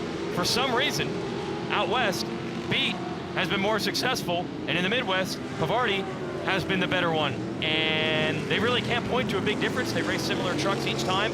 For whatever reason in these Midwest races, it has all rolled the direction of the 19-year-old out of California, Christopher Pavardi, and it continues right now because he's starting to stretch it inch by inch from the second place driver. On the West Coast, the tracks are quite a bit tighter and a little bit more maybe supercrossy feeling. You know, for the setup, you don't carry as much speed through the turns. This is more like an outdoor venue where there's lots of speed being carried. These trucks getting upwards to 100 miles an hour. The setup is so different, the gearing is different, and the way you attack the corners, but Beat has looked so solid as well. I don't think there's something you can point at that's a clear advantage, but definitely Polvardi, I mean, running a season anywhere is amazing to be able to sweep the season. Running here where it is so tough and there are so many variables in off-road racing, and to be able to have a clean season is really a spectacular feat. And he's looking to do it right now, complete the perfect season here in the Midwest and get himself set up for tomorrow's World Championship action. And Christopher Pavardi has pulled away big time now. And don't forget, we're going to have that mandatory caution coming up. At some point, we will stack them up, and they will be nose to tail. So Mamer theoretically doesn't have to race up on Polvardi just now. He just needs to protect that second position. Then when that full course caution comes out, he knows he's going to have a couple of laps at least to do battle and try to take position. But it's really going to come down a lot to that restart and how Mamer can jump out, because we can see Polvardi is pulling more of a gap now. An amazing story of how this young man got started in racing. Wait a minute, we got to check into this battle as Hager has finally broken Mickey Thomas. This should be the pass for fourth. Thomas coming right back after him. Side by side, and Hager is able to lock down the spot. Took about 3 laps for him to finally execute the pass. And now it appears that the competition caution has come out. So that was great timing for Hager to pick up one more spot. And Mickey Thomas has a little bit of sight issue there. His hood seems to be blowing up in certain cases in the center there, which might make it hard to see the exact racing line. But we have racked them all up. Polvardi setting in front of Mamer, who now on the restart will have that shot at trying to make a move. We'll see if it's something that is possible, but your running order: Polvardi, Mamer, Beat, Hager, Thomas, Anderson, Deegan, Morris, Kleinman, and Winner, your top 10. And the drivers will head back to the start area. We won't run the land rush start again on the restart. We'll do it single file. So the leader does still hold the lead, but the small gap, 1.7 seconds, that Pavardi had built up will be erased. Maynard beat Hager now, and Thomas going to have another shot at tracking him down. Let's send it back to Tina Dixon with an update on the racetrack. Yeah, and Jason, you guys were talking about the changing track conditions and the potential for those ruts to develop, and really how important it is for those drivers to stay on their line, but also something to look at. Where I'm standing, it's off those first 2 jumps, and it creates a lot of roost. In fact, there's a lot of dirt and mud being thrown at, but it's also starting to get really dusty, so it's something that we need to keep our eyes out for. Thank you, and that's going to be really interesting to watch as that develops.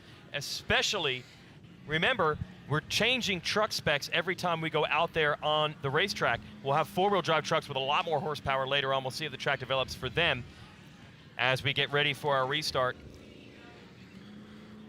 And yeah, it looks like they do have Hager in that number 4 spot. Let's get an update on what the drivers think of the mandatory caution. Here's Ryan Beat on this situation. At halfway, they're going to regroup everybody, and everybody's going to get that second shot at you. So you know, it's really to get to the halfway, make sure the truck's there for the second half, and then, you know, for the second half, it's game on. You know, everybody's right there, and they're going to be trying to take their shot at you, dive bombing to make the pass on you. But at that point, you just got to kind of stay calm, focus ahead, and just do your job, stay out front. Well, this time the challenge for Ryan Beat is to go from third to first, and we are back underway. Competition caution is complete. Here is the restart. Pavardi leads him in. Mamer and Beat second and third. And look at Mickey Thomas trying to take the fourth place spot back, but Hager holds him off. Mickey Thomas trying to get to the bottom and make something happen. Look at this, Pavardi protects more down the bottom. Mamer a little bit wider. We'll see about the carrying of the speed coming out of turn 3. Mamer within possibly striking distance, going to go to the outside in. We saw him try it earlier. Here you go, taking a look from the outside, trying to slingshot down to the bottom and not able to make it work. He's got to also watch out Ryan Beat not far behind in that third position. You're not only racing forward, you're watching out for what's behind you, but as my dad always said, race what's in front of you and go for it. I don't know how Beat was able to hold on to third because it looked like Hager had the pass made in the gravel, but Beat was able to get him. And now a mistake. One of those holes, one of those ruts, it caught Mamer. Now it's side by side. Mamer and Beat in the back section of the racetrack. Let's see who holds on.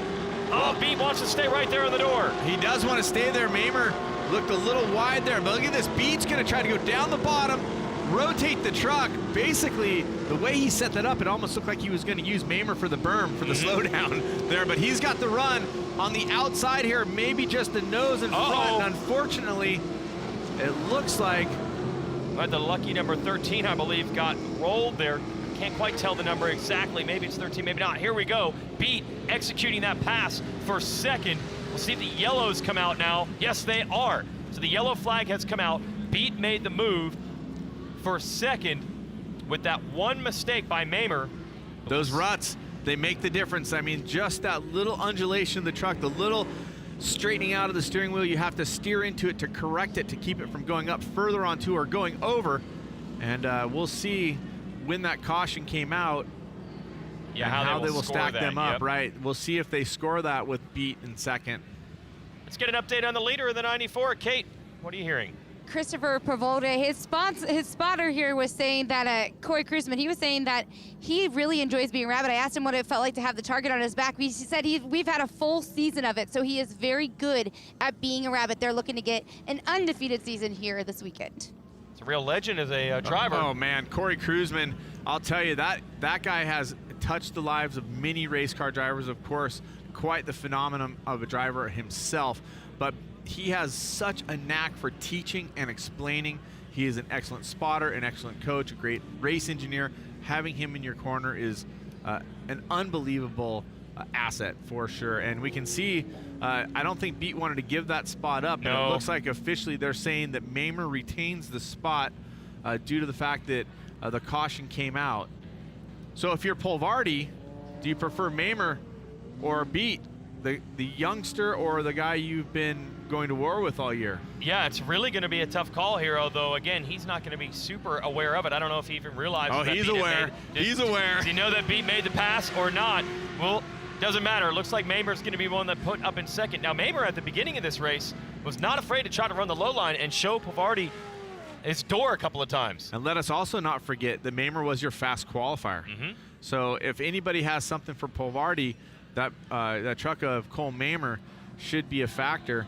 And especially now, the track's dried up a little bit. Maybe there's a little bit different areas to race on, but also there's that cushion.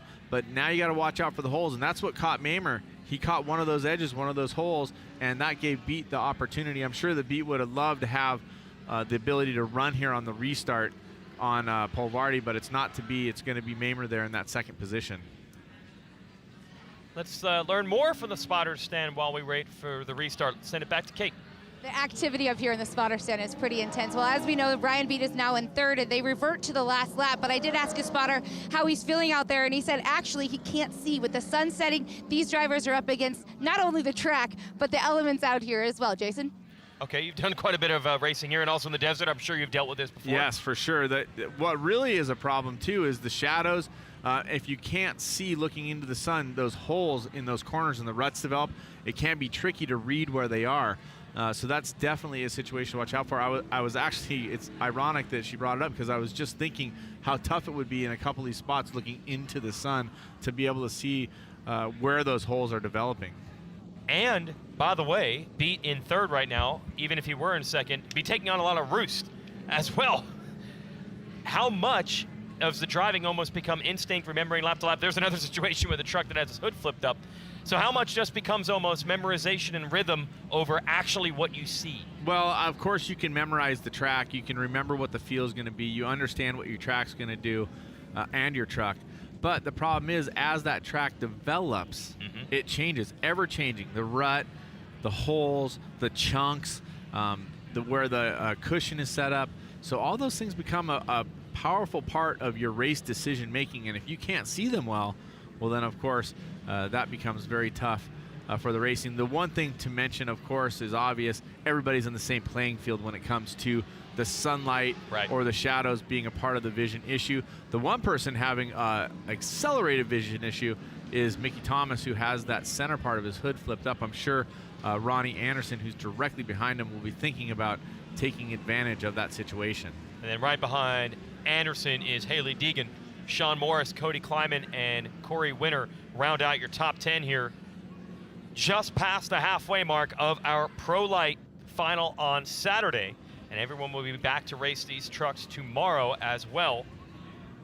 But we're not done racing here. Once we complete this one, we'll bring out the, I guess easy to say, the fastest trucks of all. 100%. The Pro 4-wheel drive machines will be up next, and that'll be really fun to watch. If you haven't watched them before, get ready, because it is shocking, to say the very least. So as we wait for our caution period to be complete and get to the restart with Christopher Polvardi in the lead, we'll bring it on in here to the booth, Jason Wygant and Cameron Steele. So I have a feeling it's lived up to the hype. You've been talking about it. We've seen it with the audience, the crowd, the concert. But the racetrack and the on-track action, a lot of the drivers said, I don't know if it's going to be racy. I don't know if I can make passes. And then what's happening in the racing? They're all over the place. It is unbelievable. I mean, the racing has already been phenomenal. We're just 2 races in, and we're talking about a weekend full of excitement. Of course, today, finishing up the points rounds. Tomorrow in the morning, we're going to be doing the World Championship rounds, and then, of course, the Cup races in the afternoon. So much excitement, but I think the track is living up to the hype, because earlier we talked to a number of the drivers, and they were saying, oh, yeah, there's one race line, and, you know, it's kind of got like a heavy clay surface right now, and we understand that's tough on traction, but when you're looking at the race, you're starting to see it develop. I think there's a couple of places where there is going to be some passing available. Not only that, but as the track develops, it opens it up more and more. So I think right now, the biggest character of Crandon is that racetrack. Well, inarguably, speeds are much higher than what they get to most short course off-road tracks. Some of the four-wheel drive drivers saying they could hit 105, almost bordering on 110. But it's not just that peak speed they talked about, it's the average speed. There might be one long straight on a track here and there. Here you carry the speed quite a long ways around it. For sure. And not only that, you got to remember that when you're approaching speeds of 100 miles an hour or even 70 miles an hour, setting up for those turns and the commitment it takes.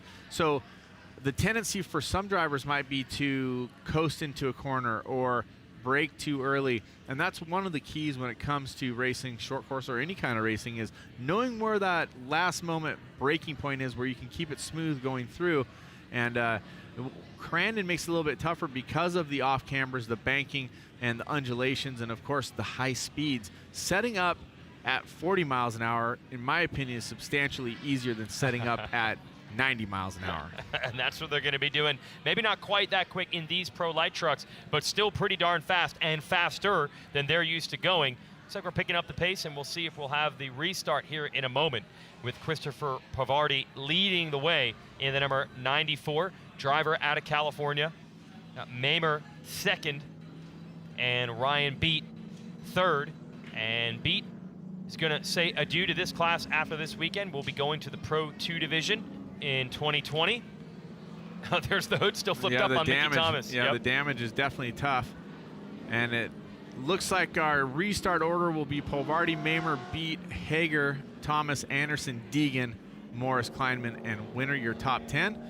And with A few laps of racing left to go. The restart is always, of course, the place if you're in second or third or anywhere behind the first place vehicle. You want to try to take advantage of any kind of little edge you can get.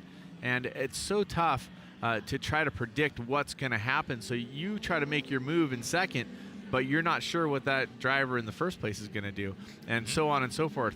So it's pretty interesting to watch the different styles come to that restart. Looks like when they get to the Red Bull Arch, which will be between turns 1 and 2, they will go green. So the pace truck is about to move off, and we are about to go racing. 5 of 9 laps now complete in our Pro Lite racing on a Saturday. You see where it says Crandon World Cup there? That will be the takeoff point, the launch zone, as we restart this race after a caution. Sounds like we're going to go around to the start, then white, and then green, checker, of course. So we'll see what happens here as the green flag comes out. Remember, not supposed to step out, not supposed to pass before you go through the Red Bull Arch. And we're back underway. Yep. Is clean. Mamer trying to make a run, but making a run is Brock Hager in that 4th position, getting shut down by Beat, it looks like. And now Hager going to switch lines. Go, Hager! Goes on the bicycle. Hager just able to hang on to that, taking advantage is Mickey Thomas. He wanted to get him back, and he does. And Thomas almost got Ryan Beat as well. Meanwhile, look at Mamer. He's all over the bumper of your leader, Pavardi. And he does. He goes a little wide. Polvardi slides through the ruts. Does Mamer have a run? No, it's Polvardi with the run, but here comes Beat, not far back. And the battle continues. Mickey Thomas advantage over Brock Hager for 4th and 5th position, but up front's what we're talking about. Oh yeah, Mamer's all over the backside of your leader, Pavardi, both trying the low line in this hard left-hander. Beat sitting there in 3rd, watching it, hoping to take advantage if they come together. Tightest corner on this racetrack coming up right here. This is gonna hook them back up to the start straight. How will they play it? Who's gonna go inside? Who's gonna go outside? Mamer goes way down the bottom. Side by side. Trying to get traction, and the momentum will go to Polvardi. Now remember, Mamer has to be careful. He's looking for lines around. Don't forget, Beat is there hawking him as well. And Hager's got to try to figure out a way to repass Mickey Thomas. That's a good battle for 4th, but the battle for the lead is back on again. Mamer going everywhere your leader is, and he's on the low line here in turn 2. Does he have the opening he's looking for? Door to door. If nothing else, he's definitely letting Polvardi broke traction just a bit there. He's letting Polvardi know he's there. He's building that energy. He's building the story. Look at that. Polvardi protecting down the bottom. Can Mamer get a run? He cannot. Polvardi from the bottom able to carry great momentum.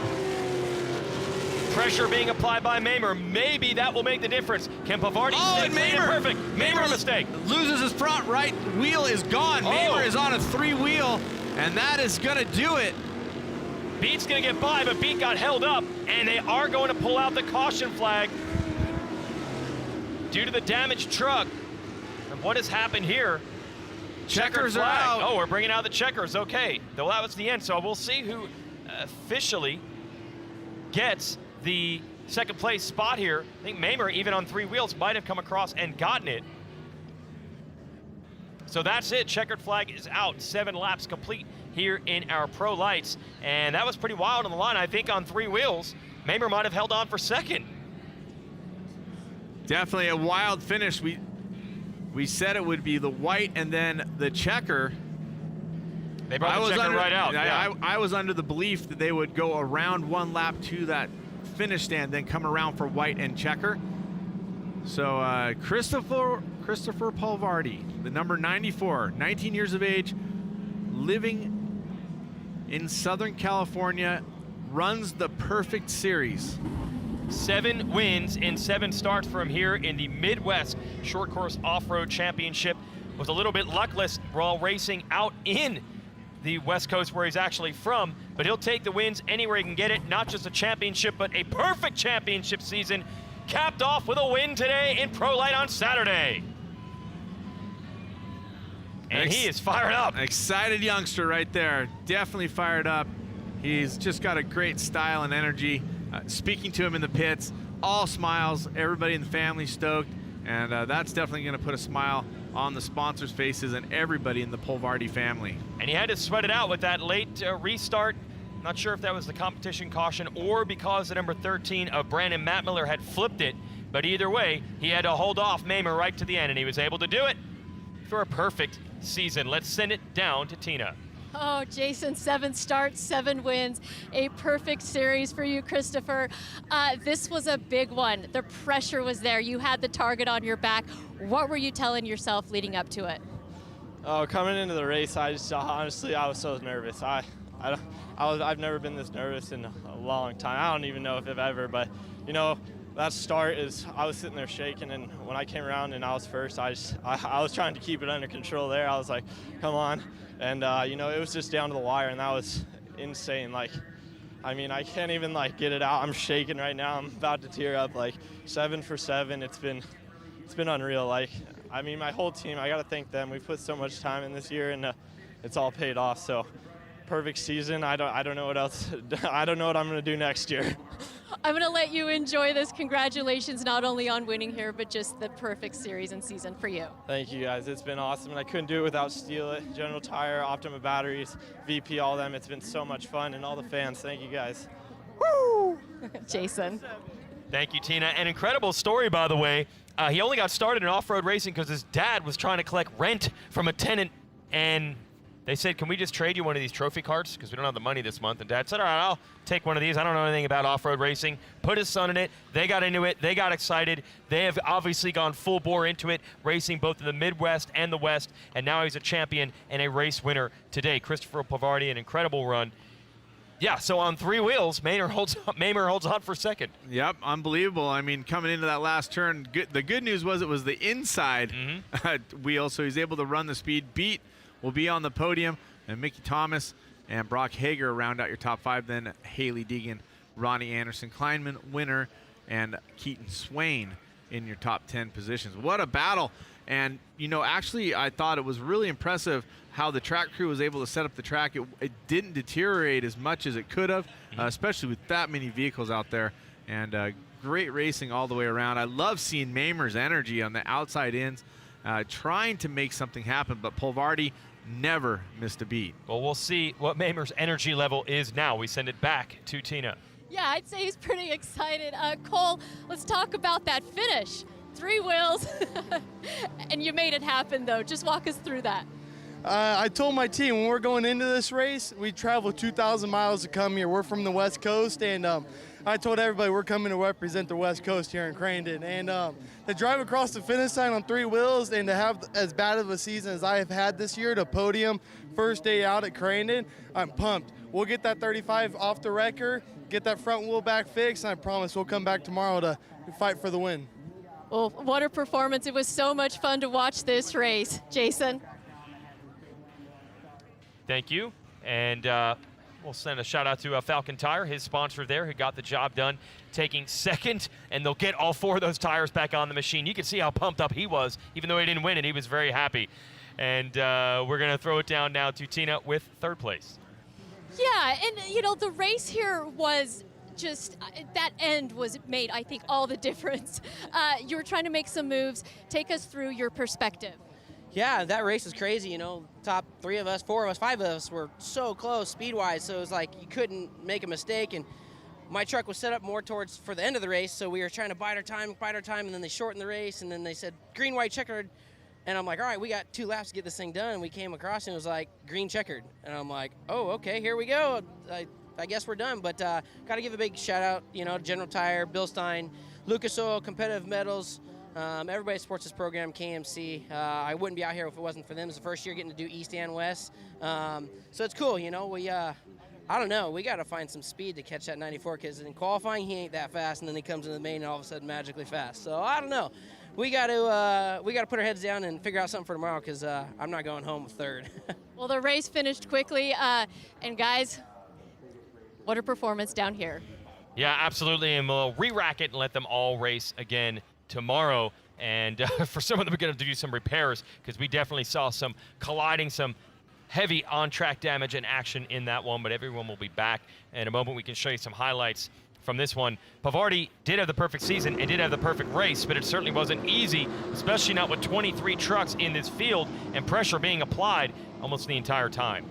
A little bit of chaos on that start, but I'll tell you, they kept it very clean here in the Pro Lights, and I love to see a big, clean start so everybody can really get to racing right out of the gate. Mamer had that second position, but Polvardi controlled. But I'll tell you, Mamer was willing to take the different lines, willing to take the chances, and here right away early, he went outside in, tried to show wheel, tried to make something happen. And speaking of making stuff happen, Hager was back there doing work. Him and Mickey Thomas were really a well-matched battle, going back and forth. Unfortunately, they weren't able to move forward to try to battle for that win, but lots of great racing. Here it is on the final restart. Yeah, a couple of the drivers and also we thought they might do one complete lap. Instead, they were going to pull the checker right after this. So this becomes the last turn. Tire comes off after this battle as Mamer gets close. This is the final restart here. And Mamer knew he had to let it all hang out, and he literally did that as parts started flying off the truck. Well, there's a lot of risk for these drivers. Sometimes the fastest way to get somewhere is to let it side load on the landings. You saw Hager get up on the bike there, but side loading the landing sets you up maybe for that next turn or for how you want to run into it. And you can see Mamer had a good line here going into that final turn. You see the white flag coming out. Now he's trying to find a way to race around. He's willing to risk his vehicle on this last lap, which means side loading on the landing, maybe smashing it a little bit harder than you normally would, but he wanted a shot going into that final turn, and he tried to make the run. And really, I mean, he was on point all the way through, and losing that wheel, finishing it on 3 wheels is a great story, but not the story he wanted to tell. So do you think that side loading, perhaps taking a little extra risk, is what led to the damage? It's definitely possible. Yep. I mean, anytime you land impact on one wheel or side load the edge of the truck is designed to land straight ahead off the big jumps, not side to side, so to speak. Okay, so Pro Lite racing is complete. We'll have Pro 4 here in a bit, but let's send it back now to Tina with an update on the tires.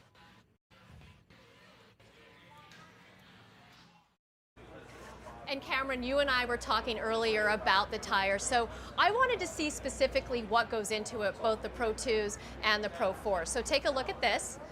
This is a Pro 2, and it has to be a DOT tire, Department of Transportation, meaning it has to be available to the public. Someone off the streets can go into a store, go online, and purchase this tire. And that really is to make it cost effective and also open up opportunity for both the driver and the manufacturer. And then there's the Pro 4 tire. This is a project tire. You cannot buy this tire in the store. This is what it first looks like as a slick, and then they go through and they custom cut, they put these grooves in. It's a lot of work and time, but they really customize it for that driver. And I've been watching these guys, and they've been putting their heart and soul into it. A lot of behind the scenes work goes into creating the masterpiece.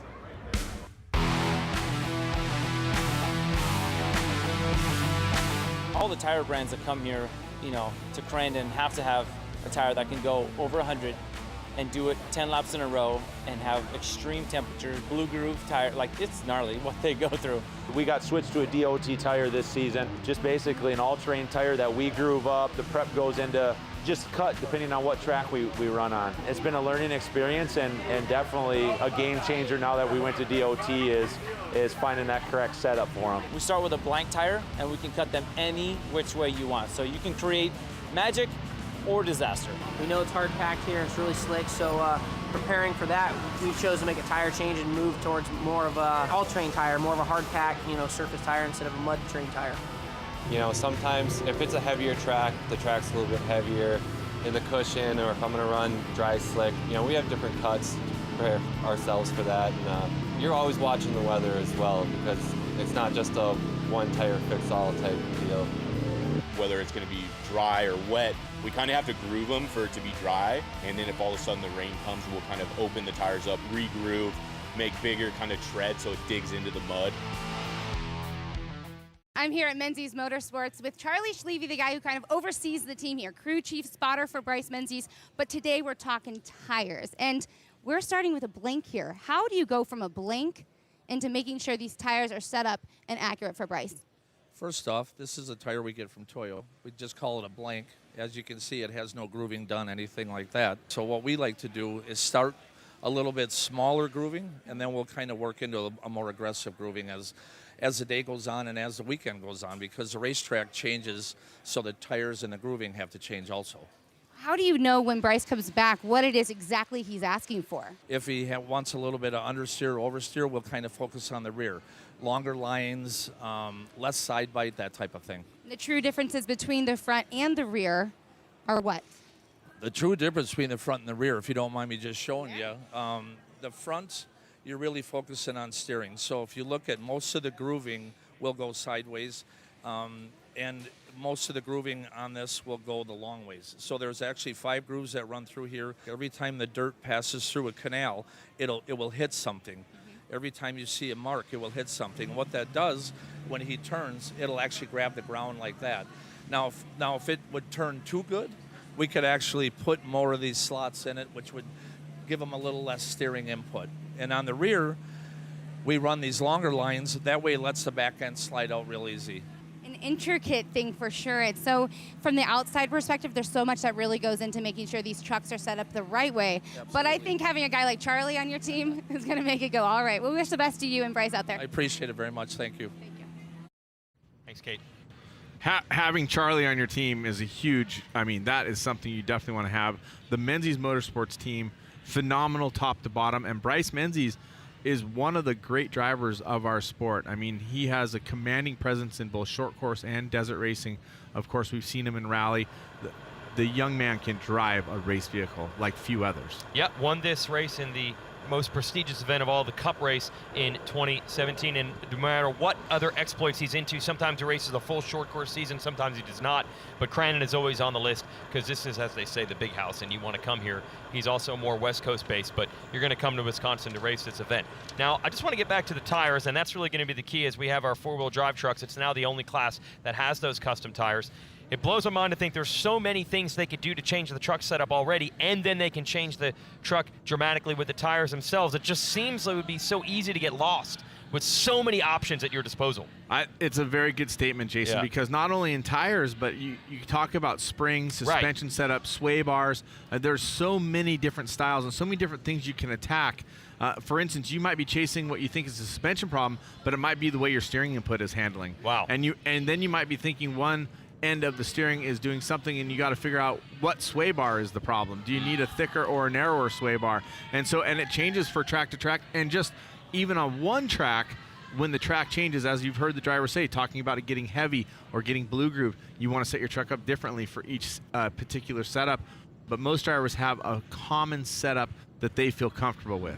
And here are the drivers going to watch in Pro 4x4, and a big field, not as big as the previous classes, but a lot bigger than we're used to seeing in Pro 4 because it is the 50th anniversary. A lot of the drivers, they all had this one on their calendar as a must-do. CJ Greaves, very famous at this facility, the Greaves family. He has the first spot on the grid. Bryce Menzies in the 7. Johnny Greaves, CJ's dad, a veteran, multi-time winner here, certainly a crowd favorite. Adrian Cheney, wild man, definitely not afraid to throw it sideways, and he'll do some damage as well if he has to. Just an all-star cast here. Absolutely. I mean, so many big hitters. Mittag and Anderson, known for winning. Scott Douglas, reportedly in his last weekend of off-road racing, which is a huge story. 30 years of professional racing. And speaking of huge stories, you see Kyle LeDuc in there. Having Jamie Flannery come back after so many years not racing to be here for the 50th anniversary is a huge part of the culture here with the Flannery family. Yeah, the original superstars of this event, the Flannery family. Jack Flannery, one of the all-time legends here. Jamie hasn't been racing in quite some time. Actually got a vehicle from the Kincaid family to race here in Pro 4 and just do it for the 50th anniversary. Let's check in with RJ Anderson with more thoughts on racing here. I can't imagine the show we're about to put on. We have a land rush start here in Crandon, the only course that has a land rush start. Basically, it's a motocross start where they drop the flag and we all take off at one time into a 100-mile-an-hour right-hand 90-degree corner. So it definitely makes your hair stand up, and it's a show for the fans. So I'm excited, and the truck count is awesome, and I think we're going to put on the best race that short course fans have ever seen. And RJ will be a contender here in the Polaris Razor-backed machine. Now, we already saw the number 15 of Andrew Carlson in action earlier in Pro 2. Now, Carlson has his four-wheel drive machine ready, and we'll see how he fares here. He's battling for third in Pro 2. Andrew Carlson, one of the rising stars in this sport. Let's get some thoughts from him. I literally have to visualize my truck in the corner first. And I think just doing that, it makes me so much more confident. And when I'm confident, I react quickly. And when I react quickly, I hit the flag first and I'm the first one. And it kind of snowballs. So the biggest thing is just like positive vibes, and the words have power and your thoughts have power on that type of deal. So just being super positive and just optimistic in how I'm thinking. We'll see if that helps with the number 15. A trait definitely of people that win are successful in racing or anything is they believe they can do it. You know, you go to the start line. I mean, you don't come to the race not to win, and looks like might have been a false start there. False start on the 23 of Jerry Doherty. Oh, and then he starts to back up, and they go green. Here we go, Land Rush start, the fastest machines that you're going to see at Crandon all weekend. Everybody's on their feet as they go through one. Bryce Menzies in control. Just ahead of CJ Greaves. Johnny Greaves trying to move up. He's fourth. Can he get to third? No. Bryce Menzies going to control it in the turn 2 in the number 7. And you can feel the thunder from these machines. The most traction, the most horsepower, and we're into the gravel pit. We're in the barn, and you can feel the thunder, the rumble. Everybody is on their feet. Big horsepower on the track, and you can see the drivers with different styles able to back it in, down low, drive around the outside a bit more. And right now, contact Scott Douglas, and that white Amsoil truck brought it right up to the rear bumper of Johnny Greaves. Thought he had the pass made. Greaves able to hold him off. Doug Mittag is the driver in third in that white truck, trying to keep the heat on CJ Greaves, while Bryce Menzies tries to get away with the lead. There's Menzies. And Bryce has not been doing short course racing, so he comes Greaves. in. Oh, yes. And also Scott Douglas takes a shot at Mittag. Mittag goes wide. Johnny Greaves able to control. Now remember, they have not had a siding lap. Bryce goes way wide. Here comes CJ. Really looked very wide. He had to get on the binders there to bring it down. And truck coming around. And that looked like it was a 91 of Kyle Cheney. And it looks like they'll be able to get him righted and keep moving. The yellow truck, Jerry Doherty. I think that's Hoke in the 10. Ross Hoke in the 10 spun it. Let's see if the yellow comes out or not as Menzies continues to lead CJ Greaves. Johnny Greaves was able to get around Mittag, so it is now son and father, second and third. And RJ was able to somehow also get around Douglas. I believe RJ Anderson is right there. Let's see. No, Douglas back around. It's so great to see Scott Douglas right up in the mix. Today talking to him, he said he felt so comfortable. He felt he had a great truck. One of the sessions, he said he was the quickest, and I think just beaming all the way around. Look at this, a battle for the ages. Scott Douglas Mittag trying to get underneath Johnny Greaves. I don't know how Mittag was able to recover from all that and fend everybody off. He's back in front of RJ Anderson and now trying to get Greaves. This would be for third. So Mittag lost the spots. He's taking him right back. Thought he had the opening there for a moment. Didn't quite work out. Menzies has really opened it up. So we'll stay focused on this battle with the Greaves boys. Giving Bryce Menzies clean racetrack with no roost, no one to deal with in front of him is a dangerous situation. Bryce does not make mistakes. Bryce is on point. He knows exactly what to do and when to do it, and he has phenomenal equipment and lots of time behind the wheel.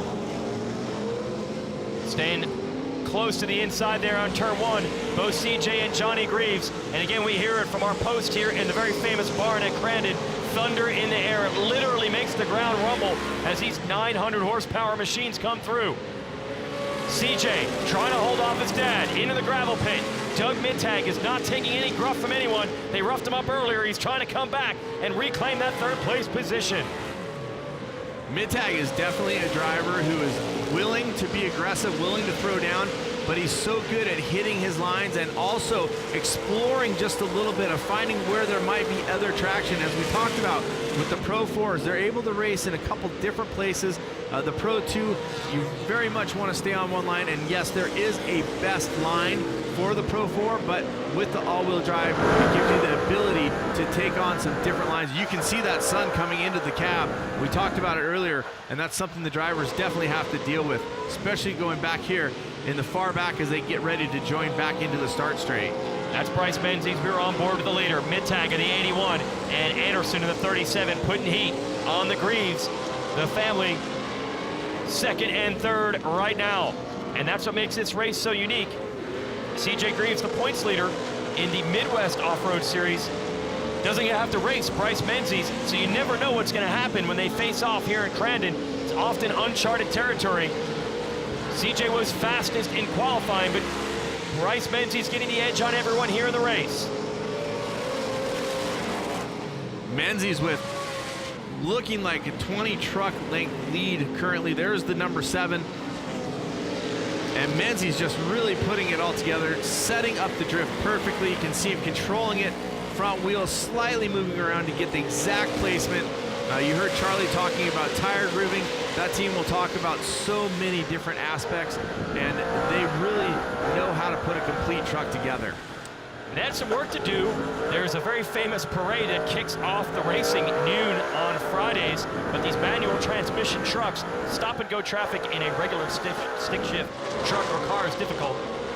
With a clutch that has to hold 900 horsepower back, they actually burned the clutch up yesterday in the parade. That did more damage than the racing did, but they've obviously got it dialed in. Menzies pulling away. Fantastic 3. Let's make it 4-way battle for second. CJ Greaves, Johnny Greaves, Mittag, Anderson. Looks like Dad wants to get around. It does look like I see Johnny challenging, and let's not forget, we are going to have that mandatory caution, so if Johnny feels like he has a faster truck, he might want to try to get that position. Oh, Mittag! I don't know how he held on to that. Unbelievable. We talked about the side loading, the risk. Mittag was getting ready to set up for a side load, and he just drifted a little further off that jump, and he, wow. What an amazing set of driving by Mittag. I'm sure getting hard on the gas to keep the truck coming around and driving forward as father and son. Dad hawking the youngster, taking a look down the bottom. Can he get a bit of a slingshot to pull alongside on the outside here? Great racing. Now CJ has gotten the better of his dad most of the time this year. Only 1 win for Johnny Greaves in the points races, but it looks like, yes, he might have the faster truck right now. But the fastest truck is this one, the number 7 of Bryce Menzies, the Menzies Motorsports machine, absolutely checking out and really serving some notice of how things might go in the World Championship races tomorrow. Since it's a points race for most and Menzies is not involved in any championships, we didn't know how hard these guys would be willing to go. Obviously, pretty darn hard if you're Bryce Menzies. He doesn't care if it's points or not. It's going for the win. Knowing Bryce and talking to him, and very calm demeanor when you chat with him, but man, when he gets inside that race truck, he is always out for the win. And of course, a smart race car driver, he can drive for points or whatever his situation is, but most of the time you see Bryce get in that truck, he's out there to win, as we all are, but Bryce specifically, he knows he can do it whenever he gets out on the track. And battling with the Greaves boys. There's his dad. Yeah, I mean, this is spectacular racing right here between CJ and Johnny. Johnny right there in the 22 and CJ in the 33.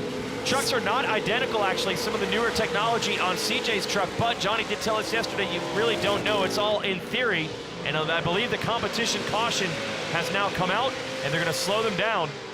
Anyway, just because CJ has some of the newer ideas in suspension geometry, that doesn't mean in any individual race that it could potentially be better for Johnny and the more proven equipment. Mittag somehow was able to save it and hold on. So he will be in 4th. Anderson, Carlson, Jamie Flannery, Ross Hope, Dinsmore, and Chaney are next. Just a good look. The drivers get a chance to take a breather, throw the visor up, cool down, cool the truck down. Temperatures will come down. All the cooling systems will be working. And yeah, it's a cool down lap, so to speak, but big racing to come. So yes, with this mandatory caution, let's get the idea of what the drivers think of it. Here's Bryce Menzies' thoughts on the competition caution. When you're running the race and you're in second and the mandatory caution's coming up, you want to push the guy that's in front of you in first so he doesn't have time to slow down and, you know, save his tires and save his equipment. But if you're too far back, it's kind of the same thing as well, as you don't want to, you know, waste your tires and your motor and your transmission. So it's kind of a game of strategy when you're out there. Everybody has a different idea of what they play with it. But, you know, I kind of look at it as like it's almost 2 races where you got to save your equipment for the second race as well as the first one. So that's Bryce Menzies there. They didn't push him that hard. The bad news for everybody else is that Bryce is saving his equipment in the first half, but we only got to wonder what he has for the second half. But Bryce has been spectacular thus far. Again, the running order: Bryce Menzies over CJ Greaves, Johnny Greaves, the father of CJ, running in third, then Doug Mittag, RJ Anderson, Andrew Carlson running in seventh, Jamie Flannery, then Ross Hoke, Kyle Cheney, and Travis Dinsmore. As we come to the restart, we are green. Here we go. So now CJ Greaves is right on the back bumper thanks to the competition caution. Let's see if he can try to make a move for the lead on Bryce Menzies. Johnny Greaves, Doug Mittag, and RJ Anderson round out the top 5. Critical juncture of the race for CJ Greaves. Can he make the move? Johnny Greaves way down to the bottom, trying to go third to first. And Mittag almost tags Johnny Greaves to try to take third. And it was a critical moment for Bryce. He chose the line he wanted. He took what he felt was the fastest line. He may have left some room at the bottom, but he knew exactly what he was doing. He was taking the fast line. He had a couple car lengths on CJ, and look at this. He's opened up a 5-car gap or 4-car gap already, and Bryce nailed exactly what he wanted to do. You see him having to transfer through that rut there. He goes a little bit wider going in there. He carries a little more speed out than CJ and Johnny, it looks like, but he did have to battle through that rut before he got completely turned into that corner. Johnny Greaves down to the inside on CJ Greaves again. Got side by side, has not been able to quite seal the deal and make that pass for second. Johnny gets kicked a little bit down the start straight, loses just a little bit of ground. CJ Greaves now trying to stay with Bryce Menzies. And we'll watch the lap counter. That's from the back of Bryce Menzies' truck. He's choosing the outside. Oh, he is way to the outside. Oh, something's wrong. He's broken. Yes, truck's out of control, can barely reel that thing back in and out. CJ Greaves, the beneficiary, has the lead. Dad trying to take it away. Well, that has changed in a hurry, and it looked like everything was headed Bryce Menzies' direction. And then as we had the onboard, simply saw CJ Greaves shoot by, and Menzies has gone to the back of the pack, and it's left now for the famous Greaves family to battle it out for the win. Well, secretly speaking, because I'm more in that age group with Johnny, I'd like to see Johnny come up and race with CJ. And Menzies still going. I have to assume he's going to pull in. But CJ has been so good. I mean, CJ, a phenomenal talent, always puts it on point, just like Bryce, you know, doesn't make mistakes, and we'll see if the dad can make a battle out of it, or we'll see what the teammates do. They run out of the same pit. Of course, father, son, work together on everything, and it's a great relationship that they have. And Johnny running hard right behind CJ, then Doug Mittag sitting in that third position. And with some of the radio communication, might be a driveline, maybe a four-wheel drive problem for Menzies. That's why he's able to keep going, but not at the same level of pace. Johnny Greaves is not letting his son off the hook, all over him. Now's the time to tell the story. Johnny Greaves, since 1998, has 99 wins. If he could win here today, it would be his 100th win. And he goes underneath CJ, trying to take that lead position. He's in the drag race, CJ in position, but watch for Johnny to try to dive back under the bottom. Here we go. Johnny's got the line he wants. Mittag is right there as well from third. The 81 of Mittag a factor. Here comes RJ Anderson as well. Now remember, truck setup may vary from truck to truck, team to team, but you might have a better truck earlier than some drivers, but other drivers might have a better truck later when it gets more rutted up. And look at this, Mittag comes sliding down the bottom. Wow. He's side by side with Greaves. He takes the position. Greaves drops back. He may lose a spot to Anderson as well. RJ Anderson in the 37, so just like that, it looked like it was a matter of when would Johnny Greaves make the move for the lead. Instead, he's been shuffled back to third, and it's Doug Mittag on the outside looking in who wants that spot. Greaves and RJ Anderson fighting hard for third. It is a drag race on the fastest section in all of short course off-road racing. I think Anderson might have been able to execute that pass. We'll see in a moment. Now it's Mittag trying to zero in on your leader, the 33 of CJ Greaves. And of course, we're talking about the season points championship. CJ Greaves has been leading that. And of course, by winning, that would take that championship. And Mittag throwing down, carrying a ton of speed in the middle of that turn, but catching a bit of a rut. We'll see what happens here. Time is running out. It's CJ Greaves and Doug Mittag, two of the youngsters of our sport, going to war as the white flag comes out. Oh, this is going to be great. We've seen Mittag is not afraid to throw it in there and get aggressive to make passes. He already made the move on Johnny Greaves as soon as he saw an opening to take second. Can he take the lead? He's bringing it in hot. Trying to come in hot with the side slide. That's how we saw him get up alongside of Johnny. CJ, let's see if he can control it right down here. The checker flag is going to be in sight. Back down the start straight. Does Mittag have anything figured out? Maybe the gravel pit, maybe the very last turn.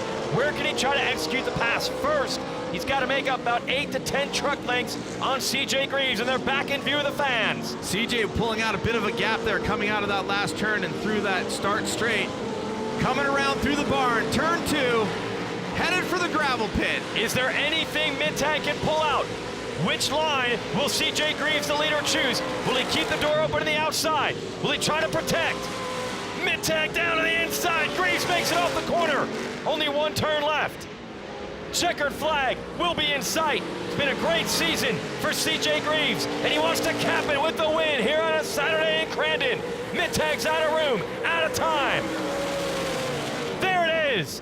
CJ Greaves holds on. Tremendous pressure applied by Johnny Greaves and by Doug Mittag, but the kid holds on again. Whew. And maybe even got some dirt under the visor there, or even some sweat, because they were making him sweat for it. It's not hot out here today, but the pressure certainly was applied. And you can see the machine has gone through its paces as well. But CJ Greaves conquers Crandon again. Great racing. You got to love the energy and the style. Obviously, Bryce Menzies, so commanding early in the race, has a failure. But remember, you got to get it all the way through the race, and CJ did just that. Hats off to Mittag, making the moves, going for it, getting to the front. Bit of contact there with Johnny. I'm sure Johnny's not going to be very excited about that.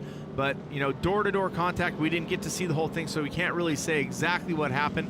RJ Anderson, another youngster in our sport, rounding out that podium. So CJ Greaves holds on. He might not have been the fastest truck on every single lap, but he fought for his position all the way. And then when his dad, Johnny, made the mistake, Mittag got around. That gave him a little bit of a gap. And there it is. The celebration begins in front of the packed grandstands and grass seating areas here at Crandon as they head down toward the second turn. CJ Greaves has done it. Obviously, second generation driver. And last couple of years, picked up a lot of time in the seat of the side-by-sides as well. So just continuing to hone his craft. His dad, a living legend, an icon in the sport, and CJ continues to tell that story of his own as he becomes that racer that his dad is, the champion, the go-to driver in the sport. He is creating his own legend, and firmly a great drive all the way around for CJ here today. And this will be enough, by the way, for him to clinch the championship, as you mentioned, in the Lucas Oil Midwest Off-Road Championship. But really, it's about coming out here at Crandon, not only winning on Saturday, but setting yourself up for the World Championship races tomorrow. And this will give him the grid position that he wants by taking this victory. Looked like it might have gone in the direction of Bryce Menzies for a while, but they were keeping him honest on the restart with the competition caution. And then there were problems for the leader. CJ took it from there, and all the pressure they applied, he never made the big mistake and let them have it. And he's rewarded with a victory. And now they can let it flow.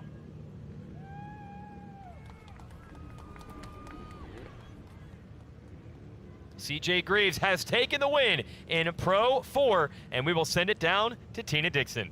Yeah, thanks, Jason. And after that mandatory caution, CJ, things really started to happen out there. Bryce was in the lead. He went off. He had some problems. You moved into that front, but it wasn't going to be easy for you. Give us your assessment of what was happening out there. Yeah, you know, all these guys are running fast. I mean, Bryce had a really fast truck, and the sun was crazy. I just wasn't as brave as those guys, even at the end of the race. Coming into some of these turns, the sun was completely blind. You were kind of guessing where the wall was, and I had a championship to win before I needed to win that race. So at the end of the day, we were making sure that we didn't make any big mistakes so we could walk away with another championship. But it all worked out. My dad was in second. Apparently, the West Coast guys like to punt people, but I guess that's the way it's going to play. So the Monster Energy Toyota ran great. Max's tires were hooked up awesome. Method race wheels, Fox shocks, everyone that helps us out, my crew, thanks. It's a new truck. We're going to keep tuning at it, and it'll be ready for tomorrow. And tomorrow's a big day, World Championships, the Crandon Cup. How does tonight's race set you up for that? Oh yeah, tonight's race is qualifying for tomorrow. So we'll get first pick at the line for the morning race, and after that, we'll see what happens. Oh, exciting stuff out there. Well done, Jason. Thank you, Tina. There is your happy winner, and he admitted it. Maybe a little more conservative throwing it into the corners. We saw a lot of pressure being applied, but in the end, they weren't able to get around. Yeah, Greaves boys probably not too pumped on some of the moves by mid-tag, but here are your unofficial results. Mid-tag second. RJ Anderson stayed in the fight the entire time, held on for third. Johnny Greaves pushed back to fourth. Andrew Carlson, a good top 5 run. Flannery, solid run, hasn't raced here for a long, long time, and in 6th, pretty impressive. Yeah, I'm super excited to see that because, you know, just the stoke and the style when you're talking to him in the pits today, they were just pumped to be out here, and to come away with the top 6 is solid. Then Adler in 7th, and you see the rest of the field there as the fans start to pack up. Let's take a look at some of the highlights. I mean, of course, CJ Greaves will have quite a highlight reel from this one, but there was a lot of great racing, and of course, Bryce Menzies really solid off that first start. Bryce Menzies able to get the edge on the field. He was second on the grid, but first coming out of turn 1, and it wasn't just the start that was impressive, it was how quickly he was able to start pulling away in that number 7. So we focused on the battle here. Greaves, mid-tag, Greaves, and Scott Douglas early on. And you know, we talked about Scott Douglas early on. He was so quick. We talked about the excitement of him retiring after this weekend, but then all of a sudden he just kind of disappeared. Yeah, this hit right here, Johnny Greaves gets around mid-tag, Douglas hits him as well. I'm wondering if, oh, this one. Yeah. Oh, that one just made my hair stand up. That was so gnarly. And I think it might have been the hit that Douglas took to the front. Maybe there was some damage to his 4-wheel drive, and that's what happened to him. But that landing by mid-tag was unbelievable. Then the restart for Menzies, you know, it went well for a bit, but then he got to that front jump, and it just seemed like the truck laid down on him. And just a heartbreaker. Here it is right here as you see him pull off to the side, giving way to CJ and Johnny. Tough break for the Menzies team, but you know they'll be back at it tomorrow for the World Championship and the Cup race. They definitely established the speed, but you gotta love father and son duking it out in the front of the group, well, until mid-tag came in and played the spoiler. Yeah, he said it's not going to be a private family duel up front. I want to go for the win. He saw an opening, he went for it. RJ Anderson right there to try to take advantage and get around Johnny Greaves. And then mid-tag tried the same move. He wanted that same move again. He was carrying that momentum, tried to come sliding down the bottom, and it just wasn't to be. It was going to be CJ Greaves taking the checkers, and CJ was such a spot-on drive. Mid-tag a great drive as well. I mean, we saw a lot of great racing, great positioning of the trucks. Looking forward to so much more over the weekend.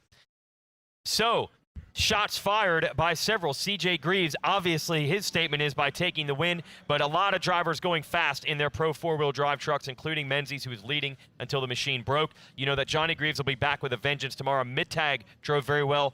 Also very curious to see what Scott Douglas is going to bring tomorrow, which will be his final day of racing as a professional. Scott Douglas, multi-time winner here of Crandon and a legend. So that'll be fun. And our 2-wheel drive trucks will be back as well. We'll reset and have all the racing again for World Championship status. We'll start it off at 10 a.m. Central on Red Bull TV, which will be later on tomorrow as well. We'll have 2 shows tomorrow, Championship Racing and then the Cup Racing, where we put all the trucks on the track at the same time. So thanks for watching. This has been spectacular. We knew the 50th edition of Crandon International Off-Road World Championship Racing would be great, and it has lived up to every bit of that. For now, we will sign off. So for Cameron Steele, Kate Osborne, Tina Dixon, I'm Jason Wygant. Thanks for watching. Be sure to tune us in tomorrow because the racing's just going to get that much better.